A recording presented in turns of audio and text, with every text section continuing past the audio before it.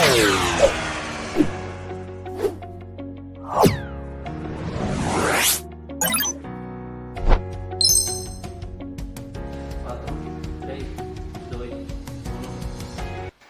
și declarat la un moment dat că primul obiectiv pe care ni l-aș propune, evident privat, pentru un nou zbor spațial ar fi să surprind cu un aparat foto performant cele mai senzaționale imagini ale Pământului și să le împărtășesc apoi, alături de o mică povestire cosmică, celor care nu ar ajunge niciodată în acel spațiu extra-atmosferic.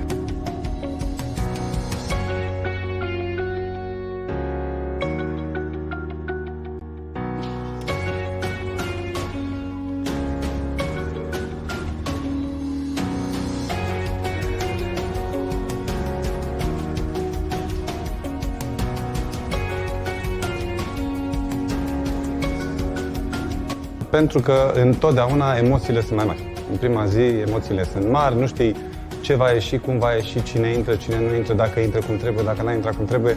Trebuie să-i ajuți pe lectori să-și piardă emoțiile când tu însuți sau însăți, da, dacă ești tu moderatoarea, ai emoții. Complicat, nu e ușor. A fost incitantă, a fost interesantă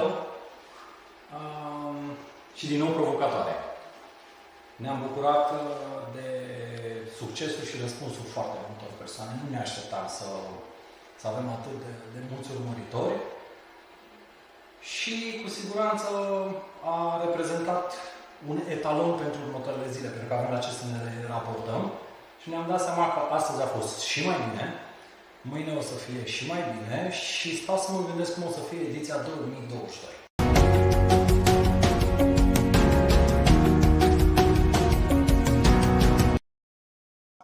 Grupul de presă Media 1 și Institutul Național de Statistică te invită să te alături celor peste 1000 de speakeri care au participat deja în seria de conferințe Împreună protejăm România.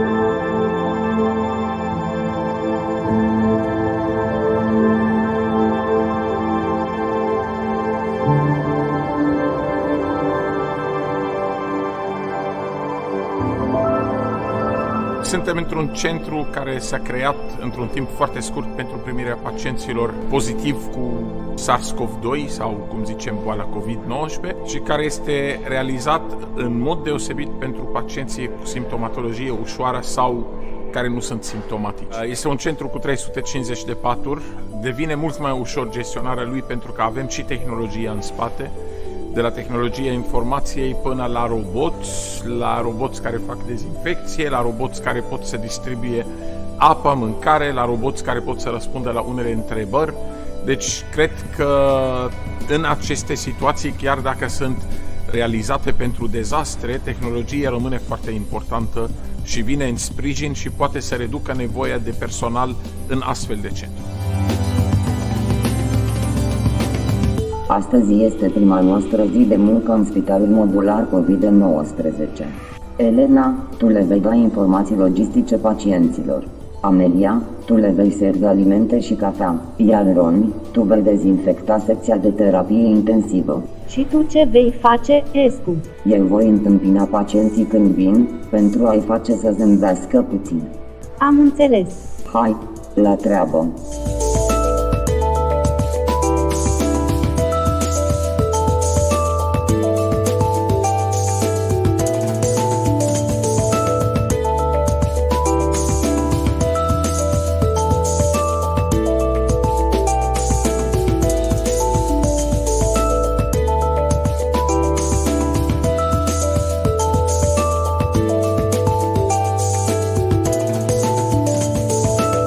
Bună ziua! Numele meu este Escu. Îmi pare rău că ați ajuns în acest centru, însă ne vom depune tot efortul să vă facem șederea cât mai ușoară. Pentru a servi masa puteți merge în zona opusă paturilor, în dreapta secției ATI. Bucharest Robots a dorit să ajute Departamentul pentru Situații de Urgență. Astăzi, în mijlocul acestei pandemii, ne dăm seama mai mult decât oricând ce pot face roboții pentru noi. Roboții pot salva vieți. Cu acest gând în minte, Bucharest Robots este aici să ajute să se întâmple acest lucru.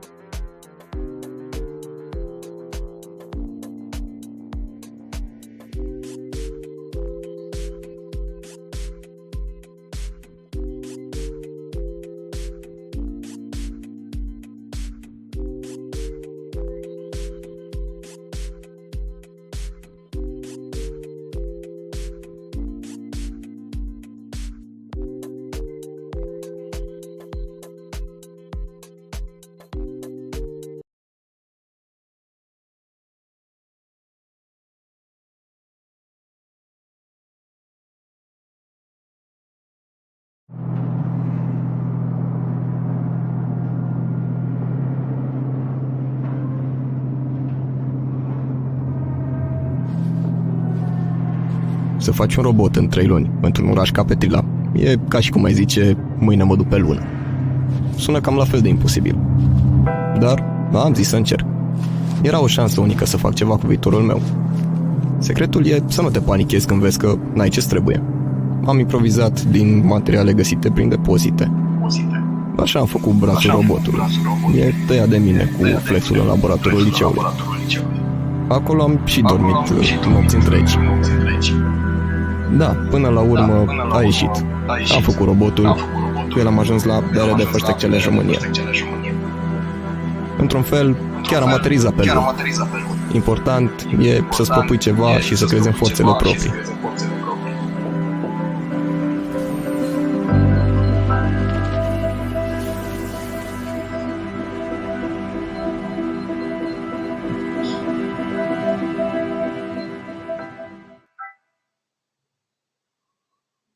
Grupul de presă Media 1 și Institutul Național de Statistică te invită să te alături celor peste 1000 de speakeri care au participat deja în seria de conferințe Împreună protejăm România.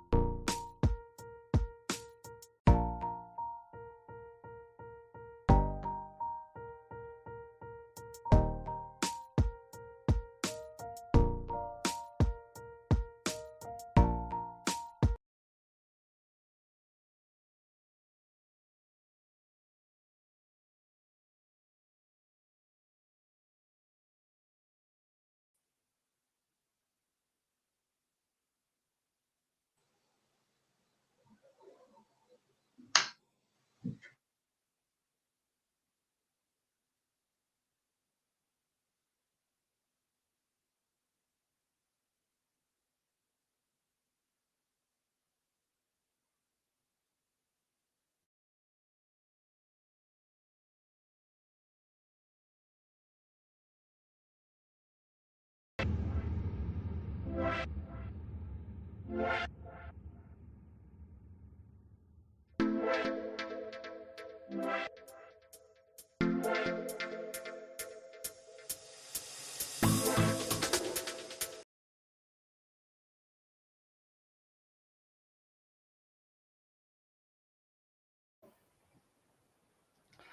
dimineața tuturor!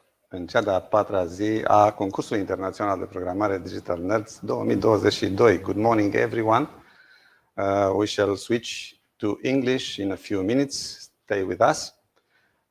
All the speakers of today will use English language, so we will be happy to have all of the participants with us during the next 3 or 4 hours. A doua ediție a concursului de programare online DigitalNerds se află în ultima sa zi, cea de-a patra, pe partea de conferințe, un ciclu de conferințe în care am avut vorbitori experți și specialiști din domeniul IT, precum și reprezentanții ai sponsorilor noștri care, evident, sunt companii din acest domeniu. E bine să spunem, să precizăm câteva lucruri la începutul acestei zile. Trebuie să le mulțumim sponsorilor noștri, fără de care acest concurs nu ar fi fost posibil. Radiocom SA și BRD Societe General au fost suporterii noștri pe durata a 4 zile.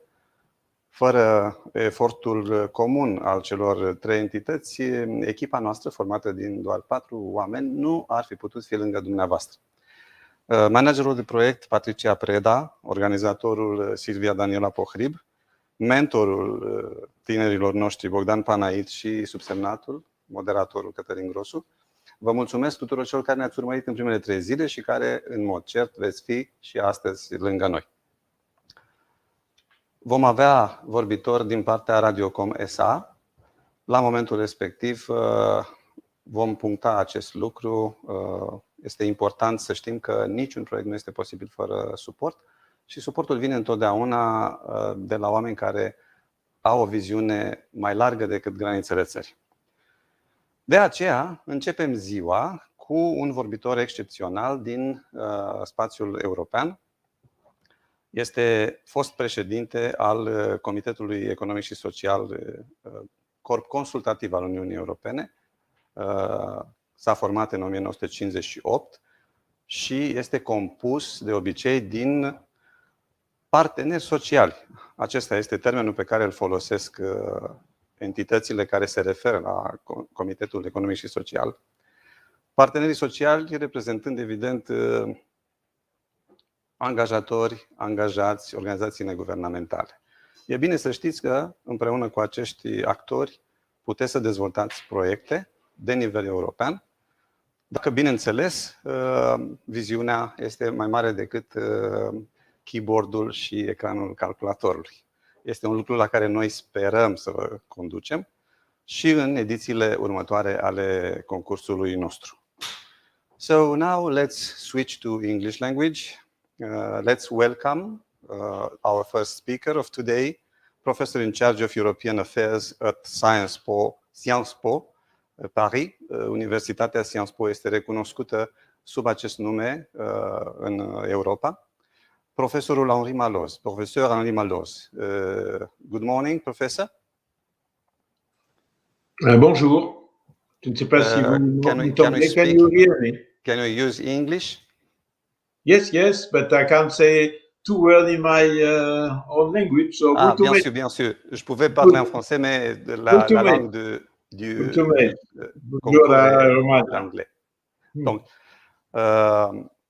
so, Professor, I introduced you in Romanian for our Romanian speakers. Yes, I understood Romanian perfectly. Good. So, not only this former position of president of the European Economic and Social Committee is important to be mentioned here, but you are also chairman and founder of the French Lobbying Association of the European Union, and also a writer of bestsellers about EU funds.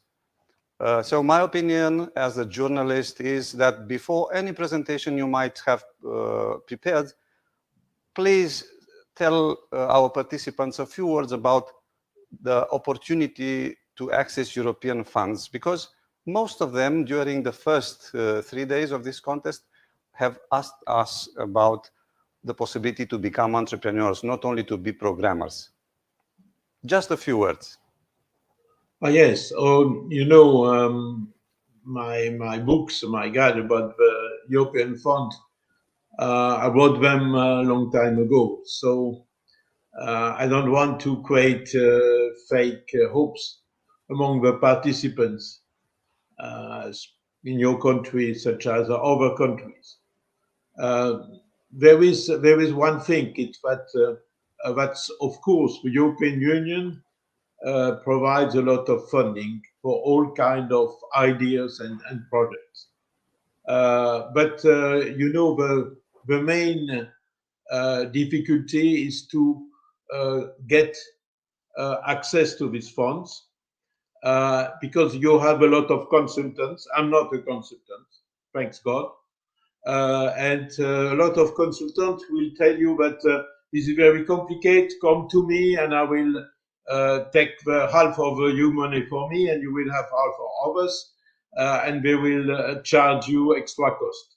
So my short message on that will be this is fake news. The European Union funds, you can access them. There are just two ways.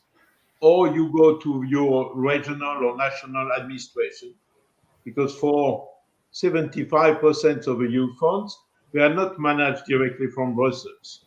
They are under the responsibility of national and local authorities. And this is the national and local authorities who are responsible of that part. So that's one point. So don't lose your time to go to Brussels and to pay very expensive consultants. The second message is there is, of course, some direct EU funding, but this is for the excellence. This is for the, I would say, research institutes. This is for the highest technology.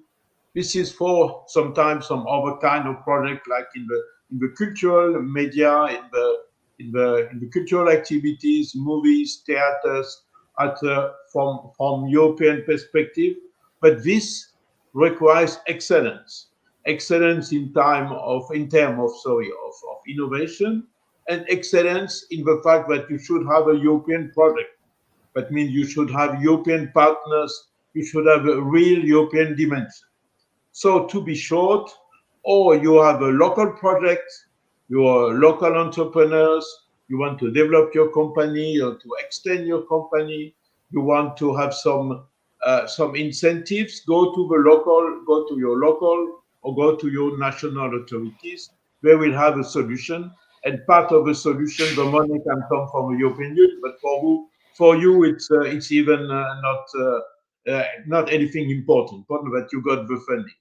But if you have some excellent project with a European partner, if your company is already exists, but you want to scale it up, you want to go to European and international markets, if your innovation, you have to work on your process with some other scientists from other European Union countries, then you can go to the European project and go directly to your Chamber of Commerce, to your European Enterprise Network. They are everywhere. There are some in Romanian, and then you can find the way to get some funding.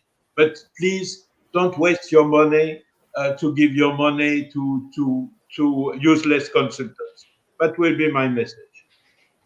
Excellent, Professor. Thank you very much for these advices. I think they are really welcome by our young participants and also by the people who will have a look on our website even after the contest. As I am a perfectionist, please apologize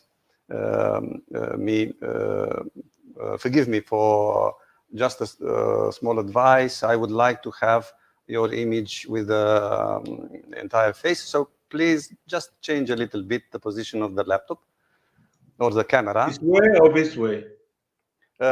In order to have a smaller luft above. So it's a small delay between the image. The other on the horizontal axis. Like that? horizontal axis. Let's see. I have a delay. That is too much. Yeah, good. Let's see. Excellent. Thank you very much, Professor. Please forgive me for all this technical small detail, but it's for the best interest of everyone, because I'm sure that you will be with us for the years to come. So you are also an experienced speaker and strategic advisor on the EU for East Europe issues, EU mechanisms and funds, regional policy, European institutions, and even EU trade policy. So I'm really keen to listen what you have to say on the topic of today, human face of digitization, because this is top of the subjects of interest in nowadays topics of IT specialist or future specialist. So you have the floor, Professor, for human face of digitization. Thank you very much. So we see we are human face. You have not have robot. You have humans speaking to you and participants. I would just start to say that as you could see my human face, you could recognize that I'm not born last year, but I have I would just say experience. And I belong to that generation, as some of you, I suppose, who has grown outside of a digital area, because when we were kids, we didn't know what was the digital area. We just had, I would say, the TV and that's it, and phone. And then we had to experiment during our life, during our professional life, during our adult life, when the digital area has started. And we have passed all these various transition, but now for the young generation, we are all familiar too, but we haven't been familiar. So we have, I would say, particular experience. But we were not born in that digital area, but we are obliged now to live with that digital area. I would say personally that I'm not at all fascinated by these digital tools and digital area. I understand that people can be fascinated by that because they have some, I would say, miracle. There's some mystery, there's some wonder that everything is working so good that, for example, I can't speak to you now that I'm in my small house in Corsica. I look at you and I look on the right side. If I turn my head, I see the Mediterranean Sea. So this digital area has something amazing. But in the same time, and this is what I would like to explain to you in some minutes, we have, of course, to be careful and to see the limits and to understand how we can cope with that digital area without becoming prisoner for that, without becoming ourselves just a subject, an object of a digital area. And for me, I will come back to my conclusion after that, but I think we should remain on control on that digital area. And I see that sometimes we lose control. Myself, we lose control. We become overwhelmed by this digital area, and we lose our freedom, we lose our idea of critique, or liberty, or sense of critique. And this is important to keep, I would say, our feet on the ground and to see this digital area as a tool, as an asset to be more effective, but we should not become prisoner of this efficiency. I would just say, you mentioned that I've been a member of an European institution. It's the European Economic and Social Committee. It's the fifth institution of the European Union. And I was the president for a short time, because we have a short-term mandate as president of that institution, almost 10 years ago, little less. This institution is part of the EU bodies, and he has the particularity you mentioned the social partners. It's not just the social partners; it's the social partners and the civil society. And had the pleasure when I was president to visit Romania. I met, for example, your president. It's the same when I met him. I think it was 2015, so it's the same as it is presently. I met your government, and I met in the same time the social partners, employers, trade unions, and civil society organizations. So I know quite well the Romanian society because, as I mentioned, as you mentioned, so I have quite good experience with Eastern and Central Europe. I have a lot of friends there, and I've learned a lot from you. And I know, for example, that concerning digital area, I'm not here to give you compliments, but Romanian startup, Romanian entrepreneurs are considered that one of the most advanced in Europe, because you had to overcome such a quick transition from the communist regime to the new area. In the same time, came the digitalization. So maybe it was easier for you. But anyway, you have a lot of, I know some Romanian friends who are really excellent in digital area and in new technology. So just coming back to the European Economic and Social Committee, I'm coming myself from the employer side, but I learned a lot during my years, my various mandates, of course, my mandate as president, about the concern of all parts of the society. And we just mentioned that, of course, we should be aware that the digital area is for the time not for everybody. That means we should keep in mind that you have a part of population, a large part. It's difficult to evaluate because it depends on various levels, but a large part of the population who has big problems with the digital area because they don't have access, they don't have the knowledge, not just question of age, question of where they are born, a question of look at the Roma communities. You have some part of the Roma communities who are very familiar with the digital area and some are not. So you have to keep that in mind, and you have to consider what one of the goals of public policy for the digital area will be to give the tools to everybody, to invest in education, in training. And I remember I visited in some countries of Eastern and Central Europe, a lot of initiatives made by local authorities to give access to the digital area, for example, to the whole generation by training session free of charge, by all these kind of things, because I think the success of the digital area depends also of the capacity of a big part of the population to get access in, to get familiar in. And this will be also, for example, in a company. If you want your staff to use the digital area, you have to invest in training, in education.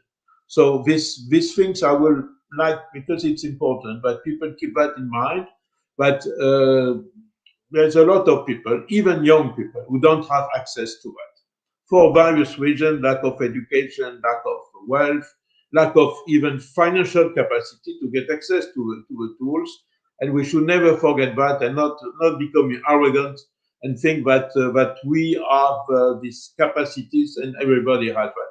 That's not true. We should always take care, always check that the people have the capacity, have the ability to be part of the digital area. The second element, I'm here invited by the European Academy of Religion, which is shared by a famous Romanian activist who is in Brussels for long years, Nelu Neascu, and was created this beautiful Academy of Religion. And I'm very proud to be a honorary member of that academy. And this academy is gathering people from various regions of all Europe for training sessions, supporting initiatives like this initiative. But that means, and this is my link, this is my second point, but there is also a question of cohesion policy because in some areas of the European Union, for example, where I'm here in a beautiful island, French beautiful island, Corsica, which has a particular identity. Just in front of Italy, I can see Italy from my terrace. But we have, I will say, 10 to 20% of our island is not covered by digital, by possibility to get access to internet. So that means that when you are in some part of our island, you can't access to internet, you can't access to WhatsApp, you can't access to Facebook, to whatever. So that's the reality.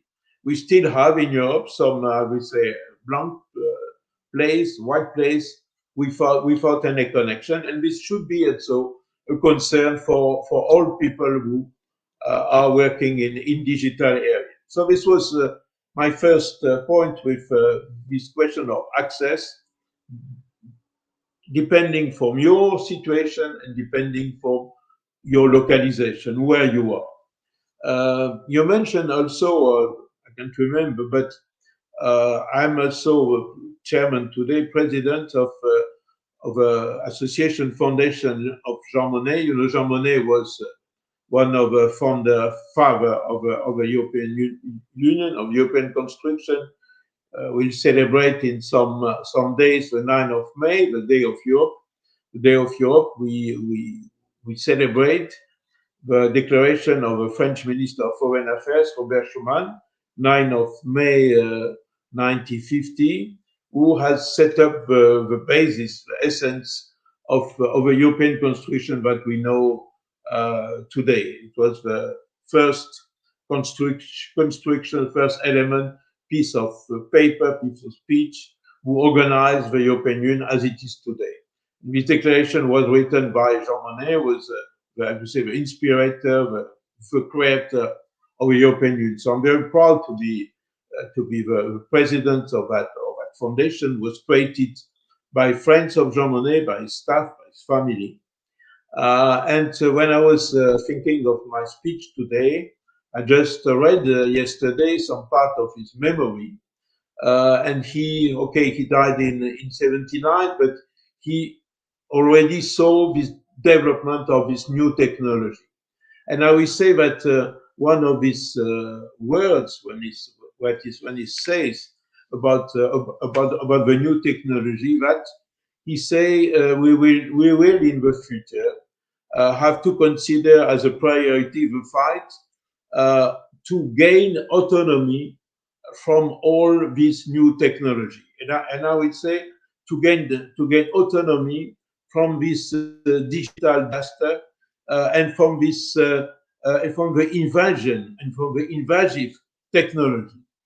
What he means, what I could mean, talking about digital area, digital disorder. It means that our life is becoming, I would say, overwhelmed by the digital area, and we see that it creates, and I just speak kind of sociologic approach, but it creates some really uneasy and unacceptable situation where the person, the human being, becoming prisoner of a digital area and forget about the essence of life. And this is the danger of digital area, making the humans non-humans. I'll just give you one very simple example. You notice probably, I remember when I was much younger, I was traveling by train all over Europe, and I remember arriving in Bucharest at the end of the 70s, I think, or maybe even beginning of the 70s. Taking a train from Belgrade to Bucharest took a long time, took an hour. At that time, we didn't need any visa to go to Romania from a French citizen. And I remember that I met during this trip, this journey from Belgrade to Bucharest, probably 20 or 25 persons. We exchange address, Of course, among them there were some nice girls from Serbia, from Yugoslavia, or from Romania, but was very pleasant. If you take the same journey today, I don't know if there's still some train, maybe there are, but probably they are as slow as they were 40 years ago. But anyway, you won't be in touch with so much people because everybody will be on his iPhone, sending message to friends, I don't know, in Japan or in Australia, but not looking at the person in front of you. So that's the reality of that digital area who, I will say, stop us to have human reaction. Human reaction when you are in front of someone, you want to, except if you are worried about something, but normally want to talk, want to exchange. So you don't exchange anymore. We forgot also, and I would say it's another problem of a digital area. I noticed with the young generation, because I'm, as you mentioned on the screen, that I'm teacher by Sciences Po in Paris. We notice also that it's so easy now for each of us. I'm doing that myself, not saying that I'm different from the others. But you stop, and I think with young students, the biggest problem is that they stop to get really knowledge of it, because it's so easy when you have a question that you want to know. I don't know who was the French emperor born in Corsica. You will just Google it. You should know that it's of course Napoleon, but now the young generation, their first reaction will not just to come back to their brain and to say, of course, I knew that it's Napoleon. They will Google Corsica, French emperor, they find Napoleon. And the more and more we go, more and more I see students, more and more I see that they become more and more, I would say, not lazy, in the sense lazy. It's not so it's a bad word. It's not question to be lazy, but it's so easy. It's so easy to find the information in your Google, in the digital tools, than to have to think yourself, than to take a book, than to read. And this makes, I would say, the young people, the young generation, being much more vulnerable. Why much more vulnerable? You could say they got the knowledge because they can find the knowledge. Yes, but they got the knowledge just when they are asked. But globally, they don't have the knowledge, so they can be much easier be manipulated. They don't have the capacity. It's not just because one day, if everything stops, when the internet stops, when they are in a place where there is no internet, they are totally lost. It's not just that. It's also because they lose the global comparison of everything. You should have a global vision as we had about the history of humankind, global vision about our society.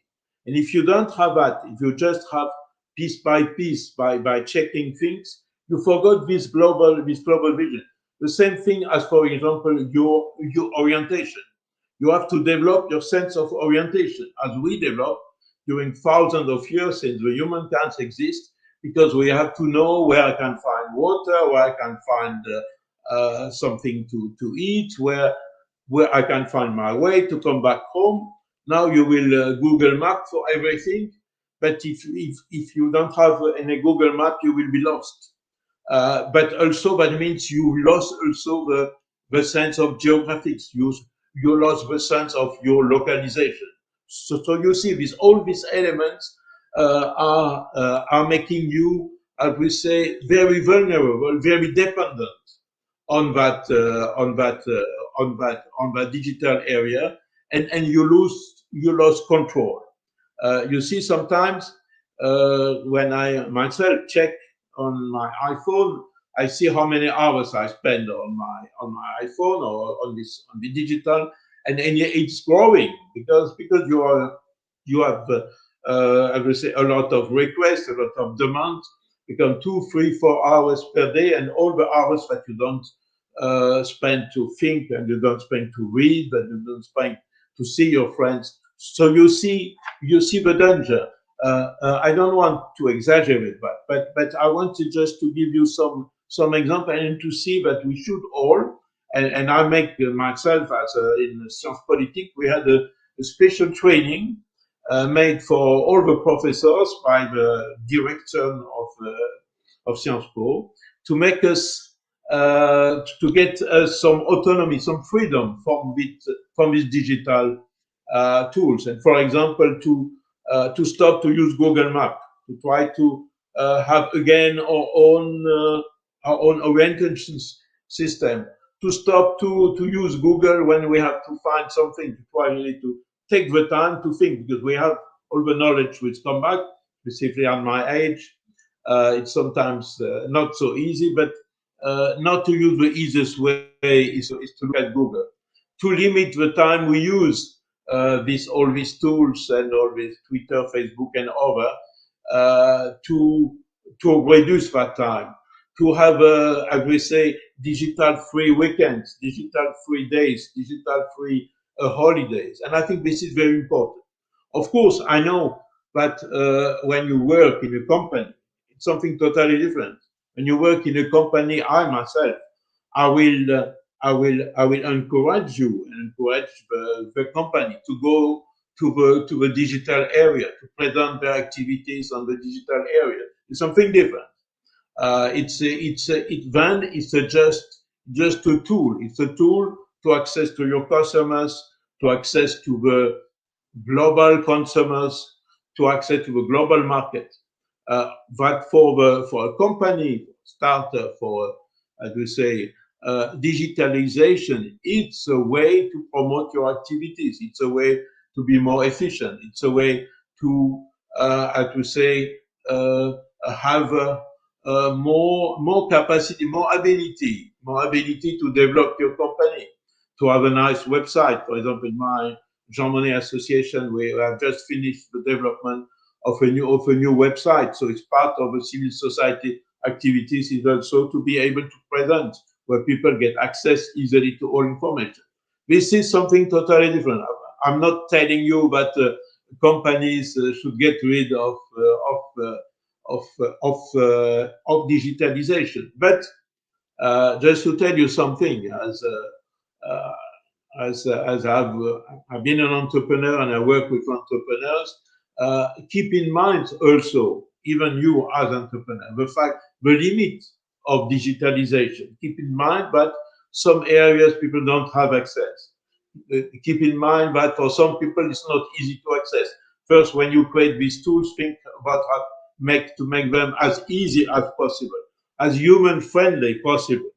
And sometimes we forgot about that. It thinks also that some people will have difficulty to get access. So do not concentrate all your way of promotion through the digitalization, because then you know that you won't get in contact with part of the customers, part of the population. But of course, digitalization creates a lot of opportunity for the business. This is true. I will just finish by one other point, coming back to the more sociological, political aspect of this human face of digitalization. That is probably the most worrying. There's not just question of losing your human capacities, your human talents, your human abilities to understand the world, which where the digital area should help you, but and today it's growing. It's as I say, it doesn't help you.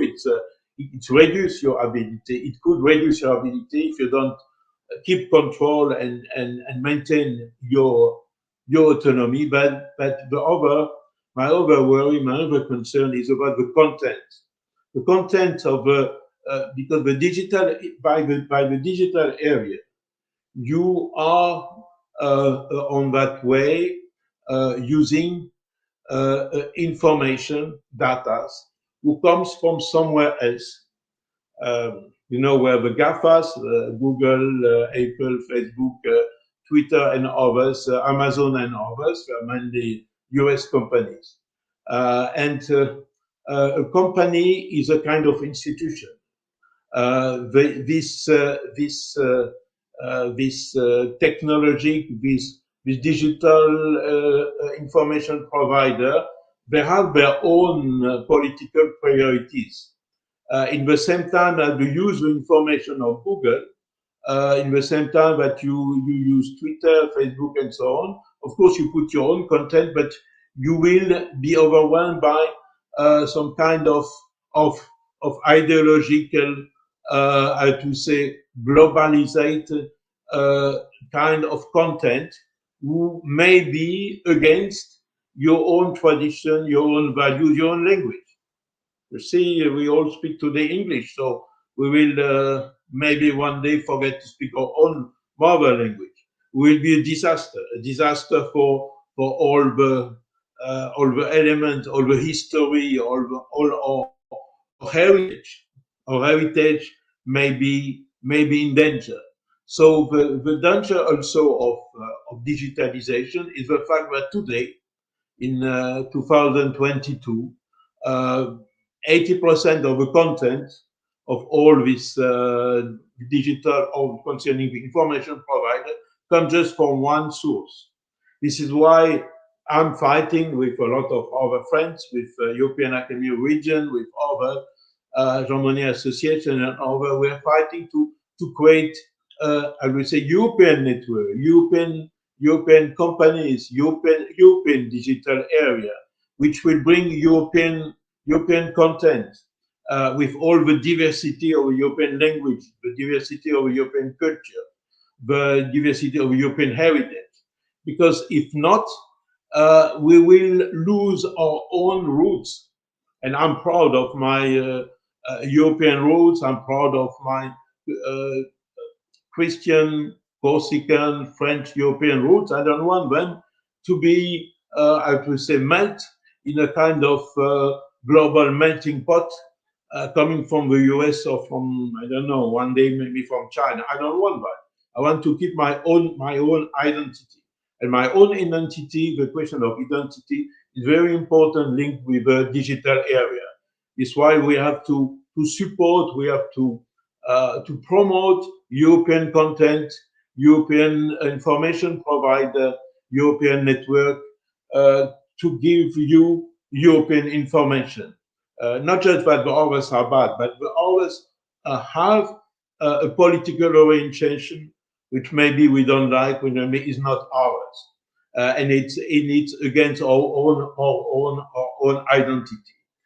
This is what I want to tell you, and I want just to finish to say that you know, there is because you're in Romania, you're not so okay. It's another country, but I always remember a famous book of a Czech writer whose name is Karel Čapek, who wrote that book in the 30s, so it was very old, 1930s, about the robots. And it's the peasants, the writer, who invents even that term robot, robot means work, that came from the Czech language, from a Slavic language. And in that book is the story of the robot, the automat, replacing the human and becoming I would say the master of the world. And in that period, this book had a lot of success, but it was a political book, because it was written in the 30s, at the time of the rise of fascism, of the Nazism. And it was seen as the fight of the humans against this robot was seen as the fight of the humans against totalitarianism, against a society of, I would say, inhuman faith. And I would say, I'm nothing against the automats. I saw that in your film at the beginning of that conference. I think when they are, of course, under control, normally if they are under control, they can help for a lot of tasks. Of course, we have to keep in mind that the human resource should be also used, but should be used maybe just to control them. Okay, but that's not a problem for me. But the main problem for me coming back with that book is that in fact we may becoming ourselves robots. We may becoming ourselves by an excessive use of all the digital tools, ourselves robots, just spending all our time on our iPhone, on our laptop, on the digital tools, for any question, looking at Google or some other tool to find the answer, to not be able to find the answer ourselves, not able to know where we are, who we are, what is our roots, what is our tradition, what is our heritage, and this is the main threat. So my just final appeal is that digital area is great if we keep the autonomy towards that digital area, if we are able to take control on that and not to be controlled by the digital area. Thank you very much for your attention. Mulțumesc. Professor, please don't rush to end our encounter without having two more questions and answers, because listening to your wonderful comments and ideas, I brought in my mind some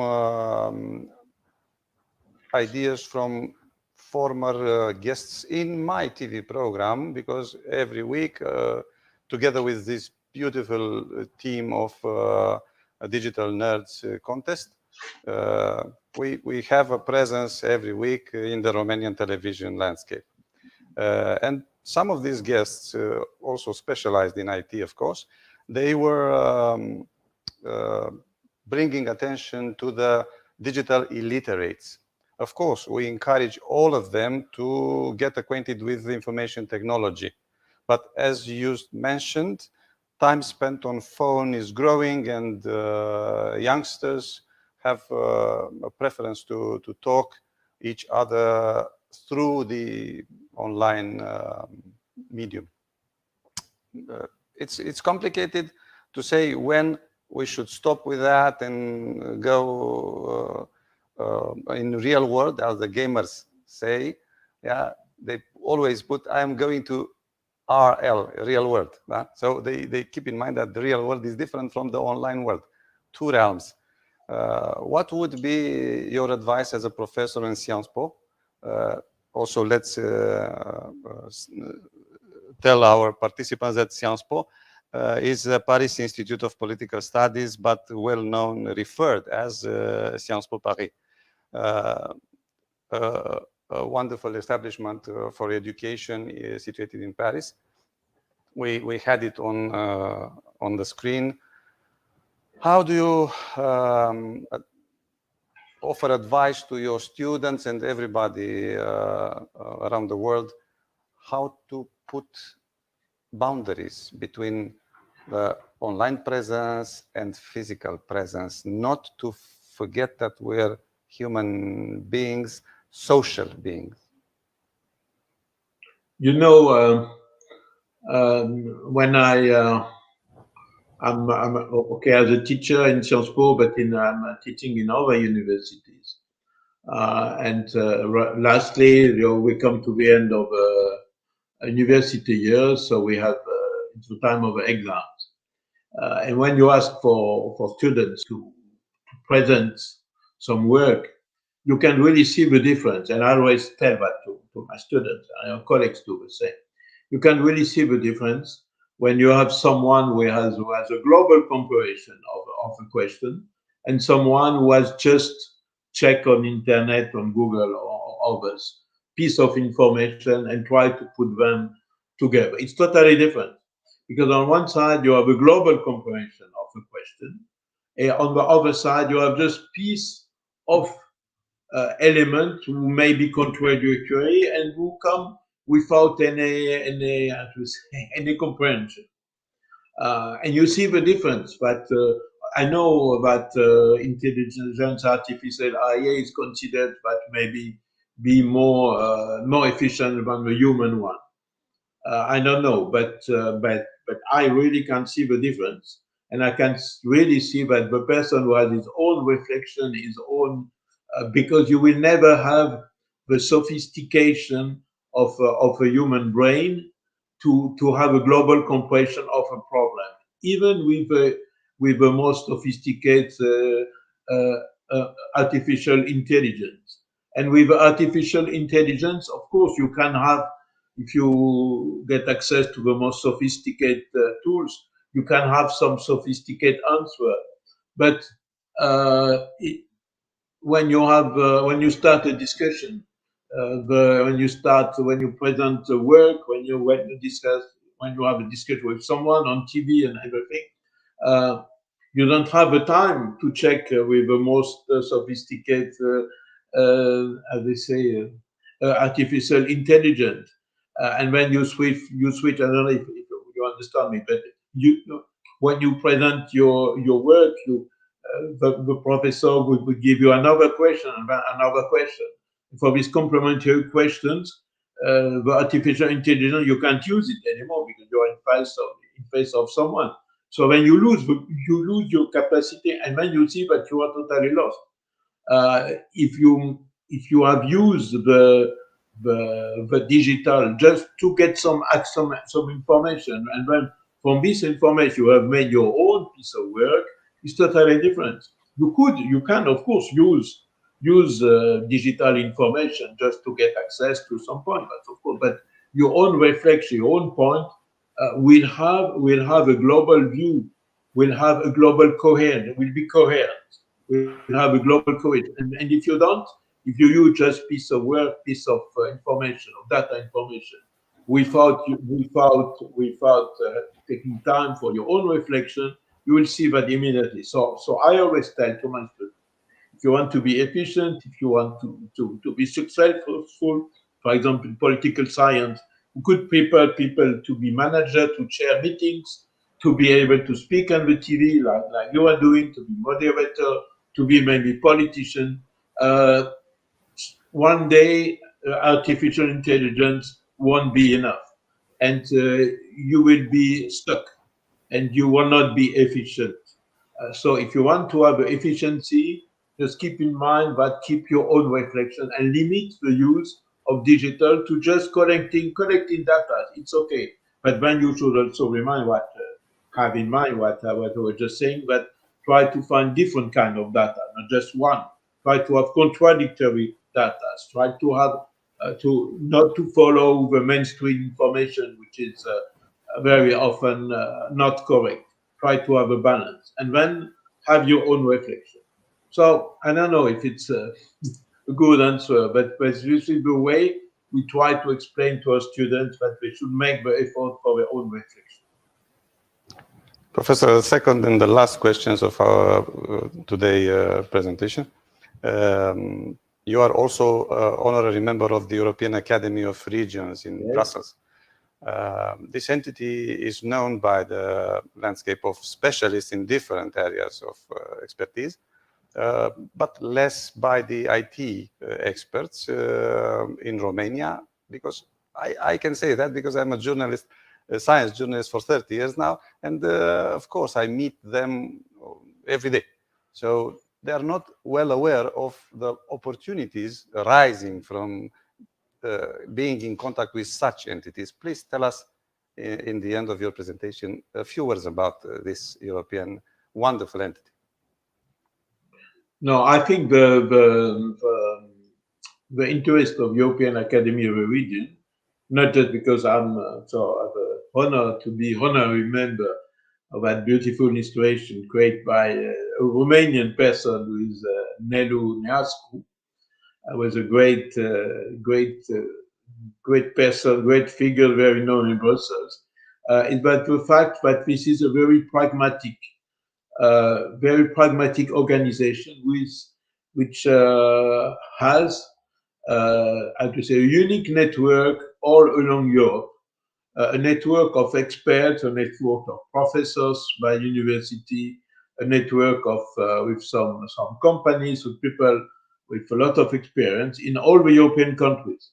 So whatever you want to organize somewhere, event, meeting, project, the European Academy of the region, you find the right expert in various European regions.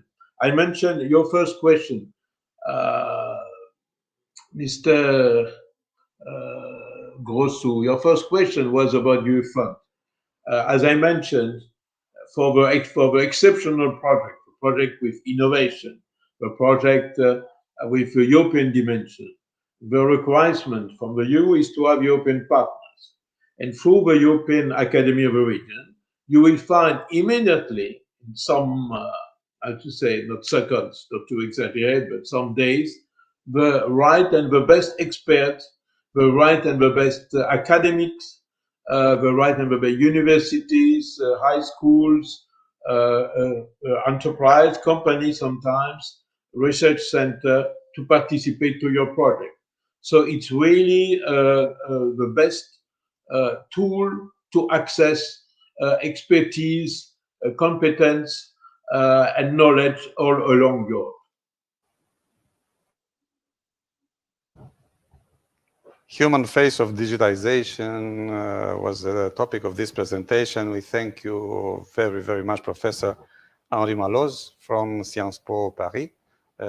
We shall continue our second day of Digital Nerds Contest conferences. Thank you very much, Professor. Stay with us, everybody.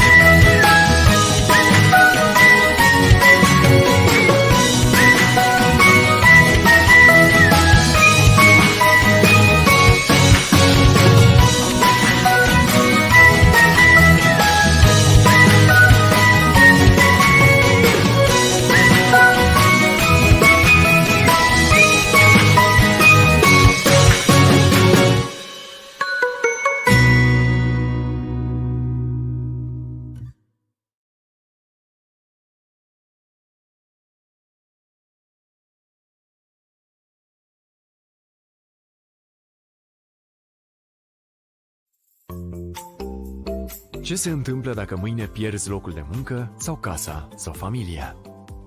Te ajutăm noi să-ți faci un plan financiar pentru siguranța ta. Înscrie-te gratuit la Banometru și înveți să-ți construiești siguranța financiară.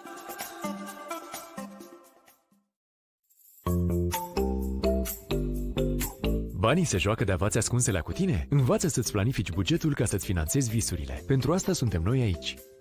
Ne pare bine de cunoștință. Noi suntem Banometru, program național gratuit pentru sănătate financiară în viață. Ce aducem util în viața ta? Cursuri online pentru echilibru financiar. Coaching gratuit. Întâlniri 1 la 1. Comunitate și sprijin în echipă. Resurse de ajutor oricând la dispoziția ta. Modele de buget, calculator de economisire, articole. Ce se întâmplă dacă mâine pierzi locul de muncă sau casa sau familia? Te ajutăm noi să-ți faci un plan financiar pentru siguranța ta. Înscrie-te gratuit la Banometru și înveți să-ți construiești siguranța financiară.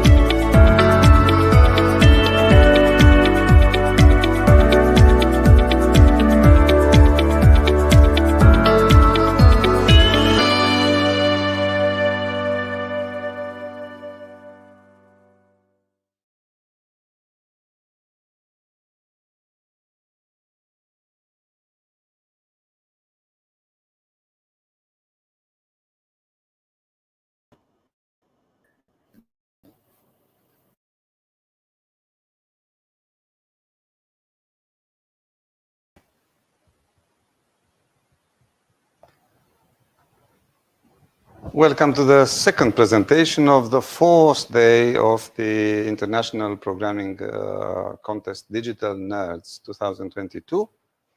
We welcome Mr. Louis Delcar, board member of European Academy of Regions, Brussels. Do we have connection? Yes, you have. Hello. Welcome, sir. You are a board member of the European Academy of the Regions in Brussels, and having a wonderful career as a generalist in several domains such as banking, real estate projects, regional development, stimulation of companies in internationalization and innovation, and being also a counselor for SMEs in their search for new markets. I'm sure that some of our participants who are going to prepare and enter a career as a businessman will be really keen to listen to your words. So welcome again. Your presentation of today is about digital applications in the framework of the circular economy. Let's first of all disclose for some of the unaware people watching us, what is this circular economy? Because the term is not very well known in Romania.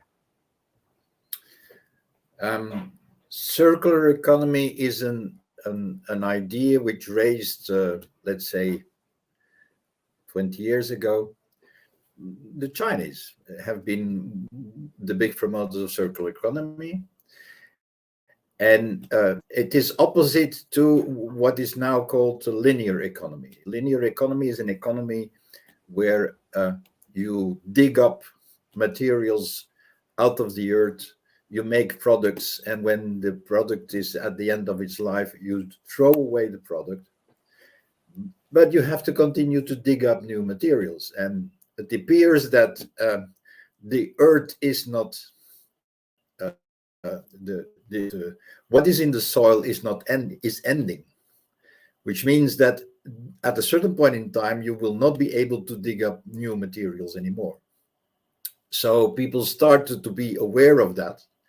Plus, digging up those materials, producing those materials, harms a lot also the climate because of the CO2. And then there started to be a movement where industries, but also people started to say, we have to reuse the materials that we have at our disposal again. Plus, we have to reduce, which means that our consumption is bad because we use things very quickly and then very quickly we throw them away. And what do you do with the waste? You put the waste in the ground, or you burn the waste, or worse, you send it to Africa, or you send it to Chile, and you don't do anything with it, but it starts rotting there.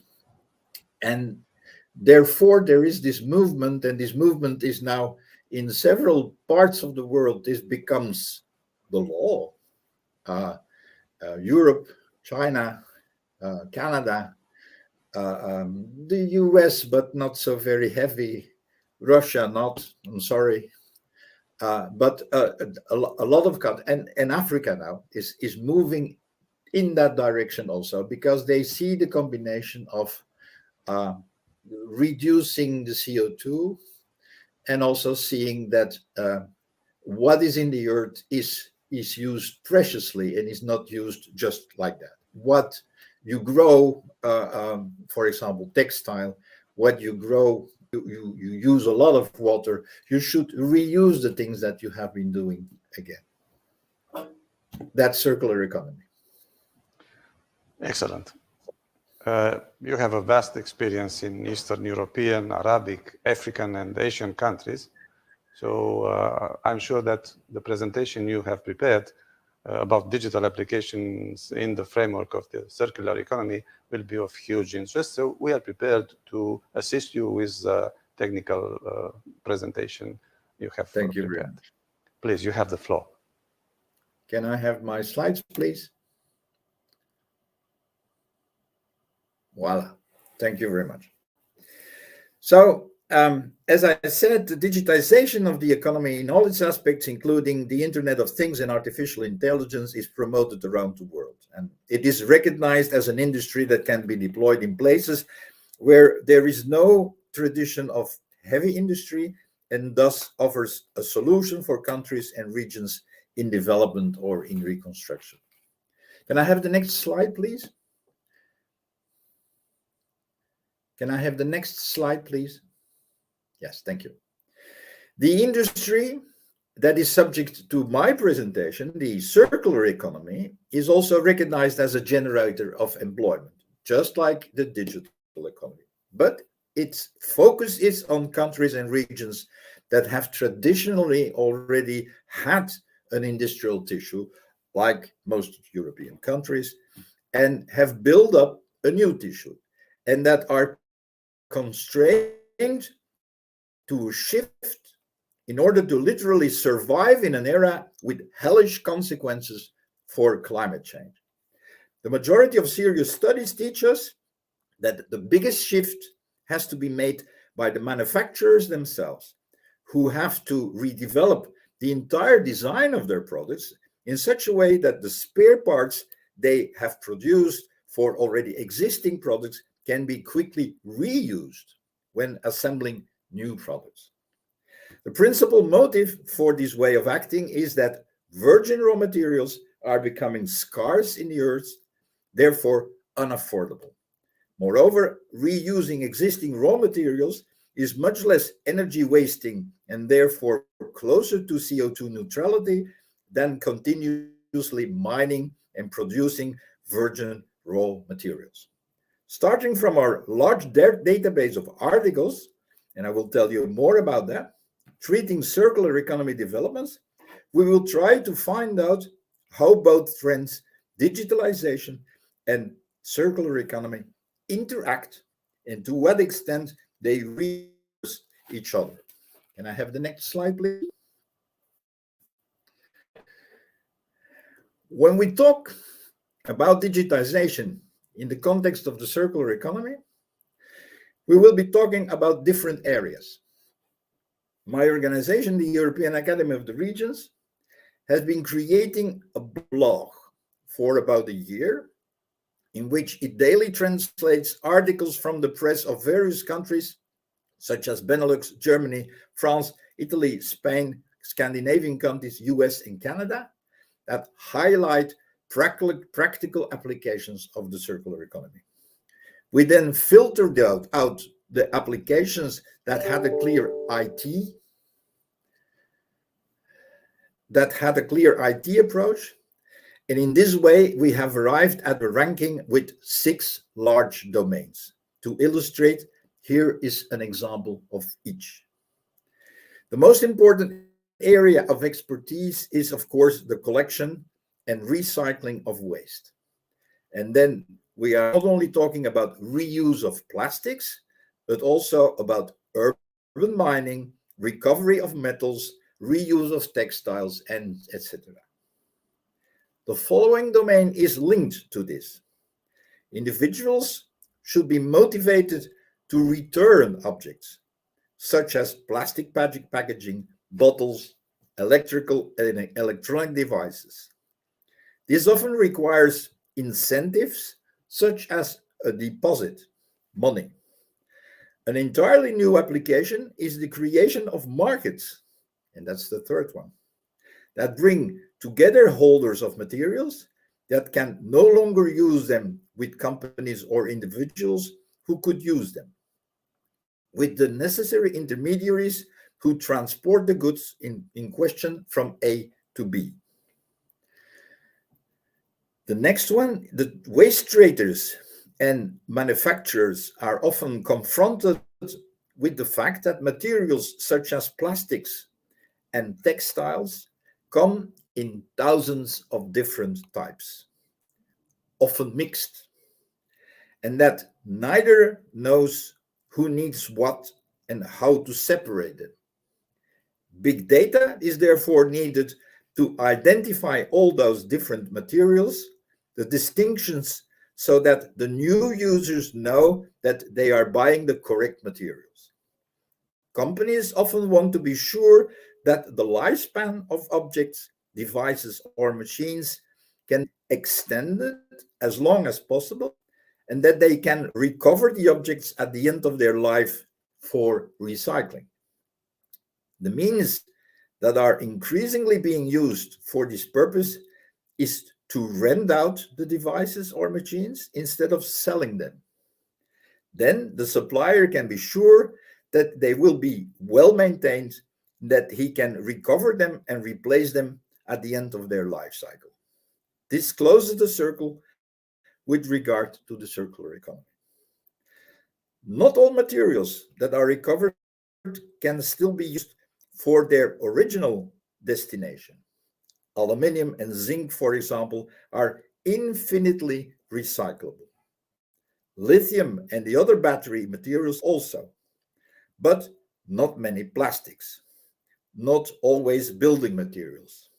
Nevertheless, hundreds of universities are diligently looking for alternatives to make new things with existing materials. And that's the fifth domain. And then finally, there's a special phenomenon. The fact that people are starting to see that they don't have to own every single piece of equipment, machine, car, or bicycle. The sharing industry is spreading at an unbelievable speed, especially in urban areas.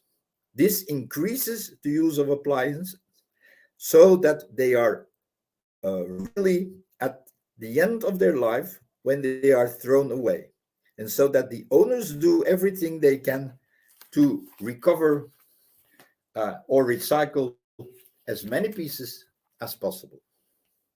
Can I have next slide, please?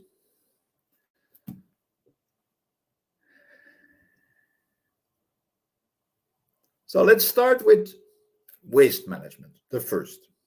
When one speaks about the circular economy, one refers in the first place to the reuse of objects and machines that are considered to be obsolete due to being out of fashion, no longer functioning, or worn out. In the current context, these end up in the garbage bag for separate waste collection or at the waste container park, where waste is also separated and recovered by specialized collectors. But the separate waste collection also mixes many types of waste. In Belgium and the Netherlands, for example, people speak about the PMD bags, where plastic bottles and flasks, metal packaging, and drinking cartons are collected and recycled after sorting. In Northern Europe, computer science often comes in handy for this sorting.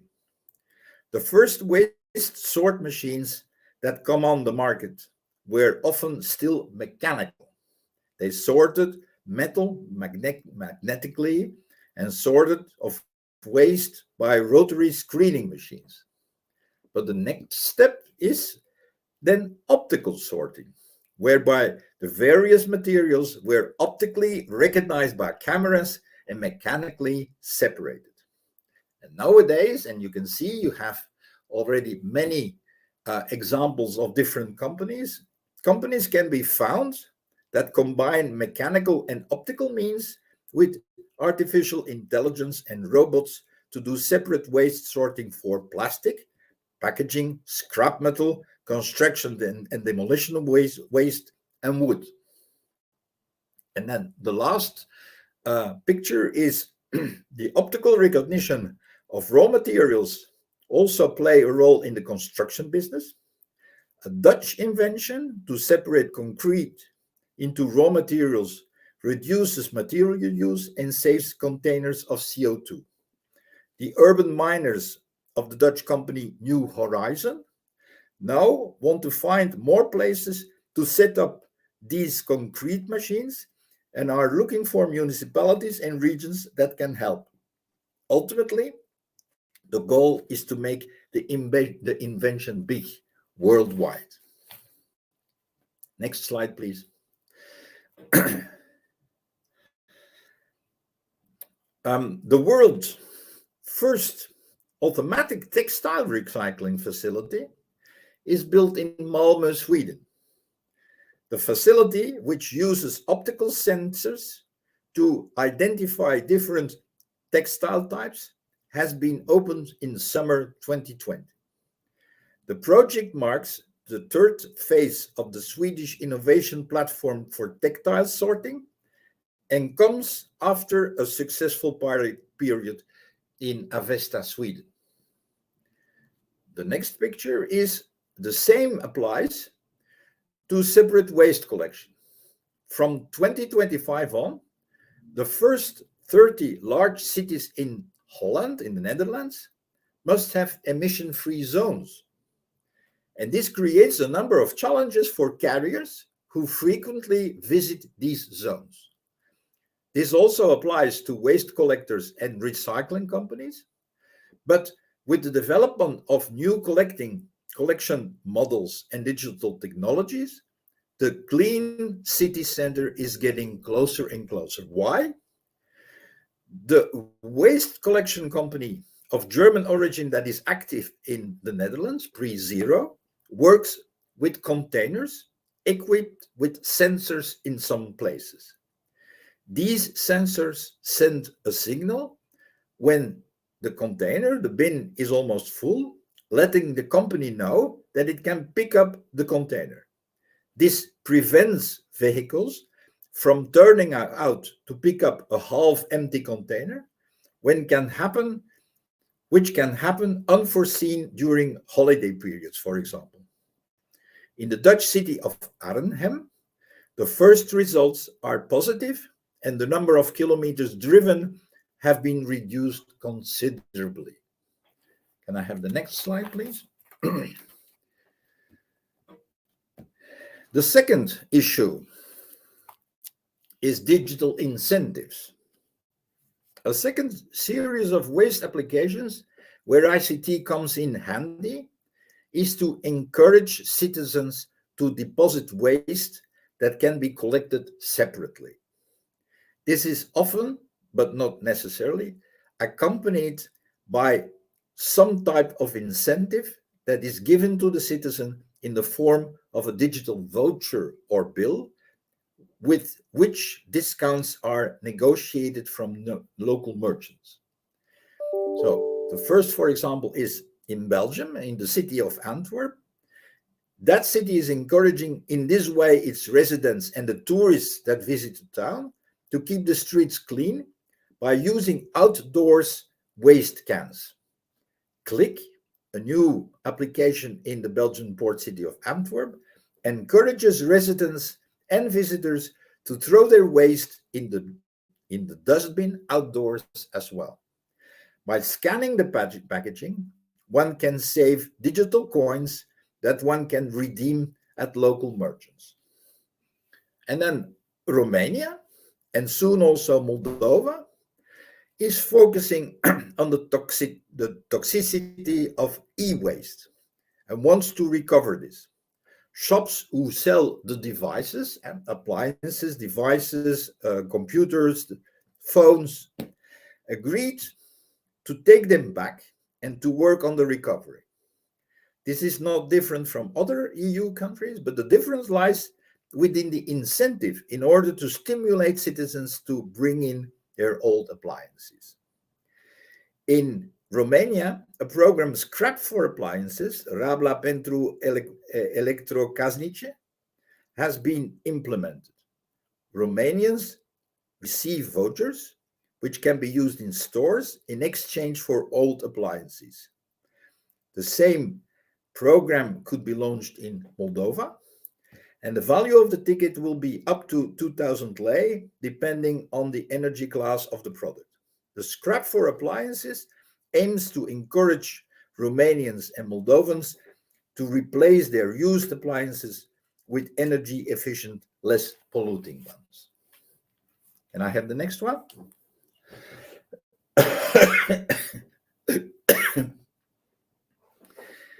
And then we have the container parks, and in Spain, these are small container parks. They call it puntos limpios, of clean spots, with containers of various colors in various places of the city.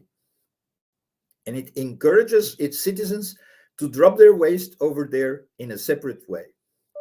Here also some encouragement is needed, and especially in order to present the correct waste at the correct container.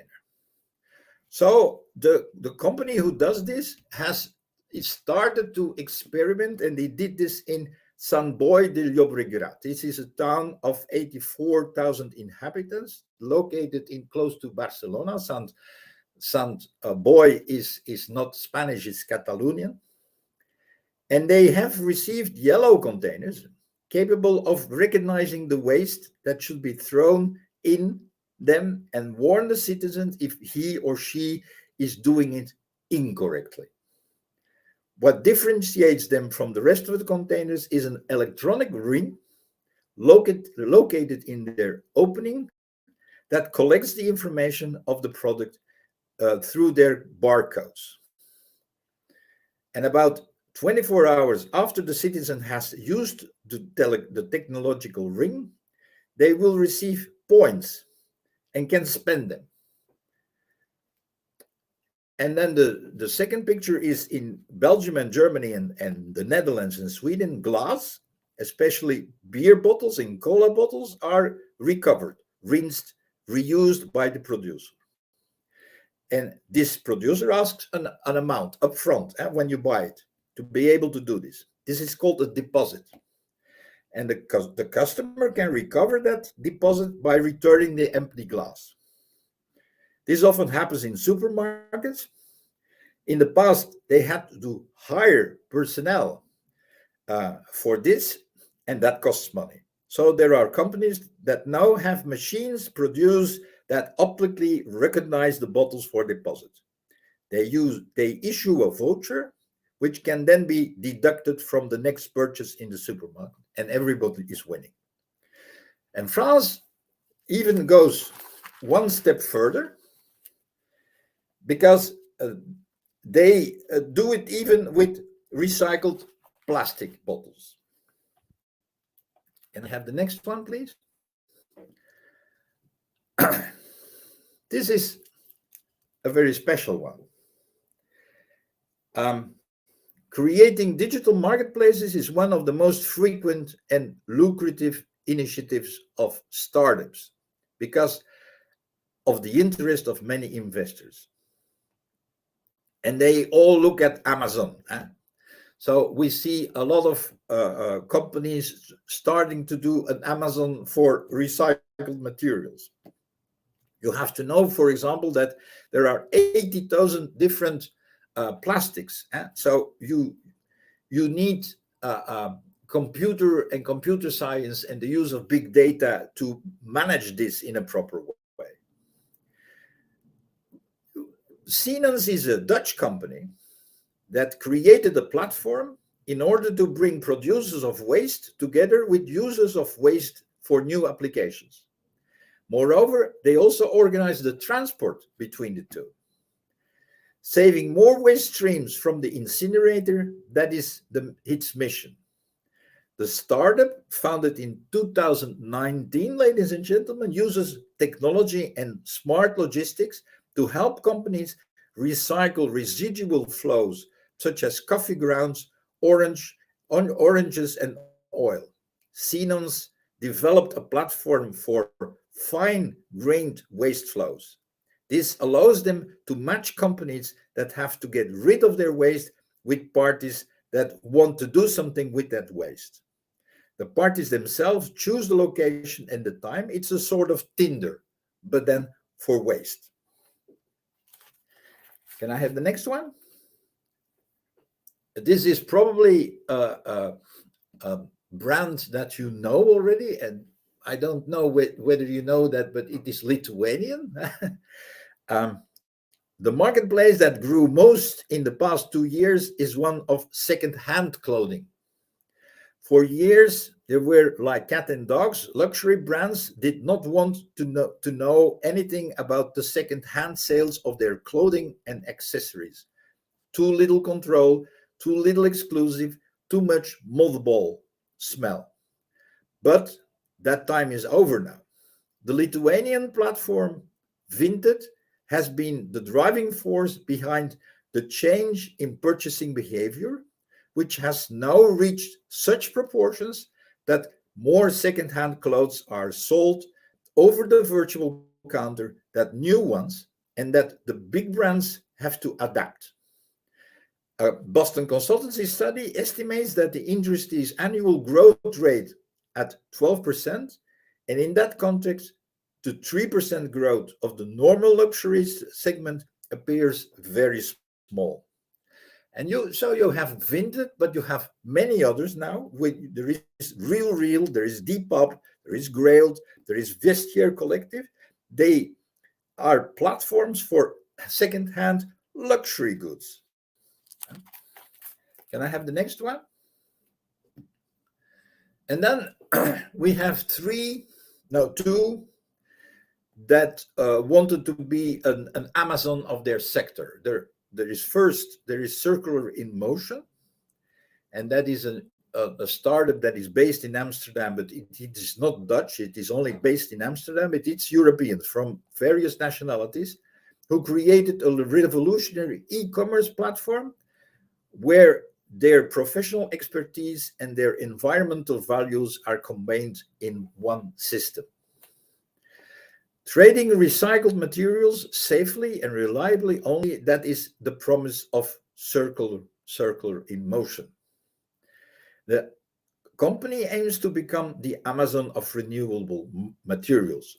The company's CEO got the idea of the trading platform after working in the petrochemical industry for 22 years. Due to the abundance of links in the supply chain of plastic producers, he noticed that the communication was sometimes difficult. And as a result, companies have little flexibility in choosing partners to do business with.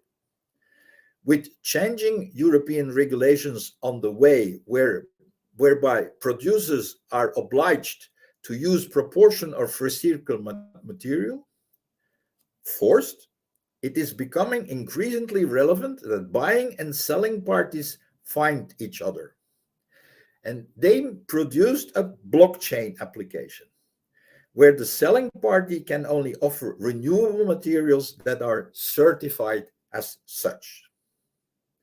And about 100 companies have now joined the beta version of the platform, from waste processors and recyclers to polymer producers and processors, as well as some prominent brand owners. The next one is Refurbed, and that is a repair platform. It is the fastest growing online platform for refurbished electronics in the German-speaking region. Its office is located in Vienna, but most of its software development team is spread over Europe, do you hear? And working remotely. They operate an e-commerce platform with sites in over a dozen different European countries, through which they sell completely renewed electronic like phones, laptops, and tablets. The products sold via its marketplace are like new, come with at least 12 months of warranty, and are up to 40% cheaper and much more sustainable. And the shortage of chips and general shortage of raw material have contributed to the fact that people are buying fewer new goods and using more remanufactured goods. Can I have the next one? And then there is Surplus, German company.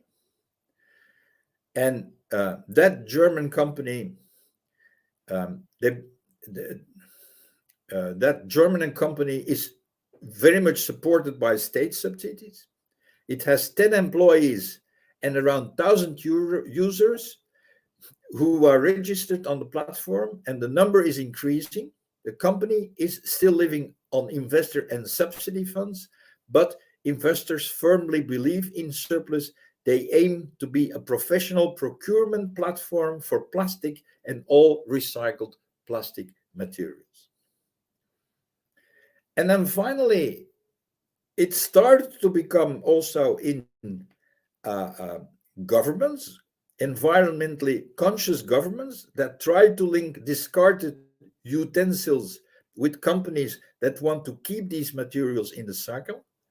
The parties just need to know how to find each other, and hence the importance of ICT and the internet. And the municipality of Apeldoorn recently launched a link between its database with all existing building materials in public space and a digital marketplace. This makes it possible to trade released materials so that they can be reused elsewhere. Can I have the next one? A very big trend is the one that makes the switch from purchasing a device to renting the device and the service it provides. This tendency is high in the list of recommendations put forward by significant institutions to achieve a truly circular economy. In the coming years, instead of traditional sale of light sources, the Belgian lighting company ETAP, for example, and Philips does the same thing, wants to focus more and more on concluding agreements with companies, schools, and hospitals, where ETAP will take over the management of the lighting in general. This means not only cost savings for customers, but in addition, customers can reduce their carbon footprint by combining reduced energy consumption with the reuse of lighting materials. And ETAP's strong asset is that it has both the development and the production in its own hands and can therefore focus on circularity. The other one is a pallet. A pallet to transport goods on a truck or train are also subject of another shift. The Dutch company of Halbertsma, led by a woman, by the way, they made and sold pallets and they rented them out. They have been selling their manufacturing department and are now focusing on the rental and the reuse of pallets. And they are called circular pooling system. They only want to be able to keep those pallets in service for as long as possible, so they need data about their lifespan. And that is why the company recently started with a partner from Internet of Things Solutions, Connected Load Carrier. The aim is to provide pallets with a tag that allows one to measure, for example, how much weight rests on them, how often they get a blow, and what temperature they are in. The awareness is growing more and more how valuable all those data are. The company uses this information itself to prevent loss and thus ultimately increase the reuse rate. Everything contributes to more circular movements and more frequent rotation, which means fewer new pallets are needed. Moreover, can now feedback a lot more information about pallet usage to the customer. Next one. Next slide, please. Okay, this is a very interesting one because we are talking here about Deutsches Institut für Normen, which most of us know as the DIN, DIN A4, in DIN A3 when we talk about paper. There are 60 to 80,000 types of plastic in circulation, many of which are virtually non-recyclable. A database of all plastic types should be urgently needed. And the standardization, this is what the German Deutsches Institut für Normung, the German Institute for Normalization does. So they are trying to create now a database of all types of plastic and of which you can know which one is recyclable, which one is not immediately recyclable, needs a lot of manipulation. There is no chemical recycling. And so it's not only just recycling, you can do it in a chemical way, but you need to know what the composition of the plastic is. And that's what they are doing.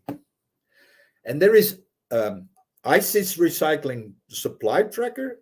It's chemical, has identified the plastics.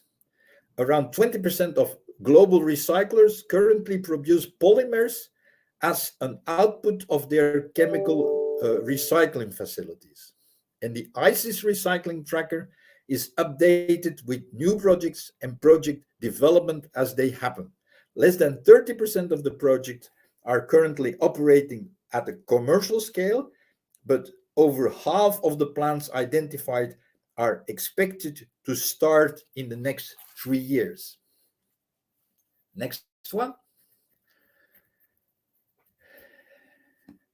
This is a last one, but you see, you can use it. You can use informatics for everything. This is a company that its vocation is to provide water, clean water, in a lot of different places in the world, and they do not sell the system; they rent the system. So they build it up, they see that it is maintained, and they make the municipalities pay an amount per month for, because most of those municipalities have not the necessary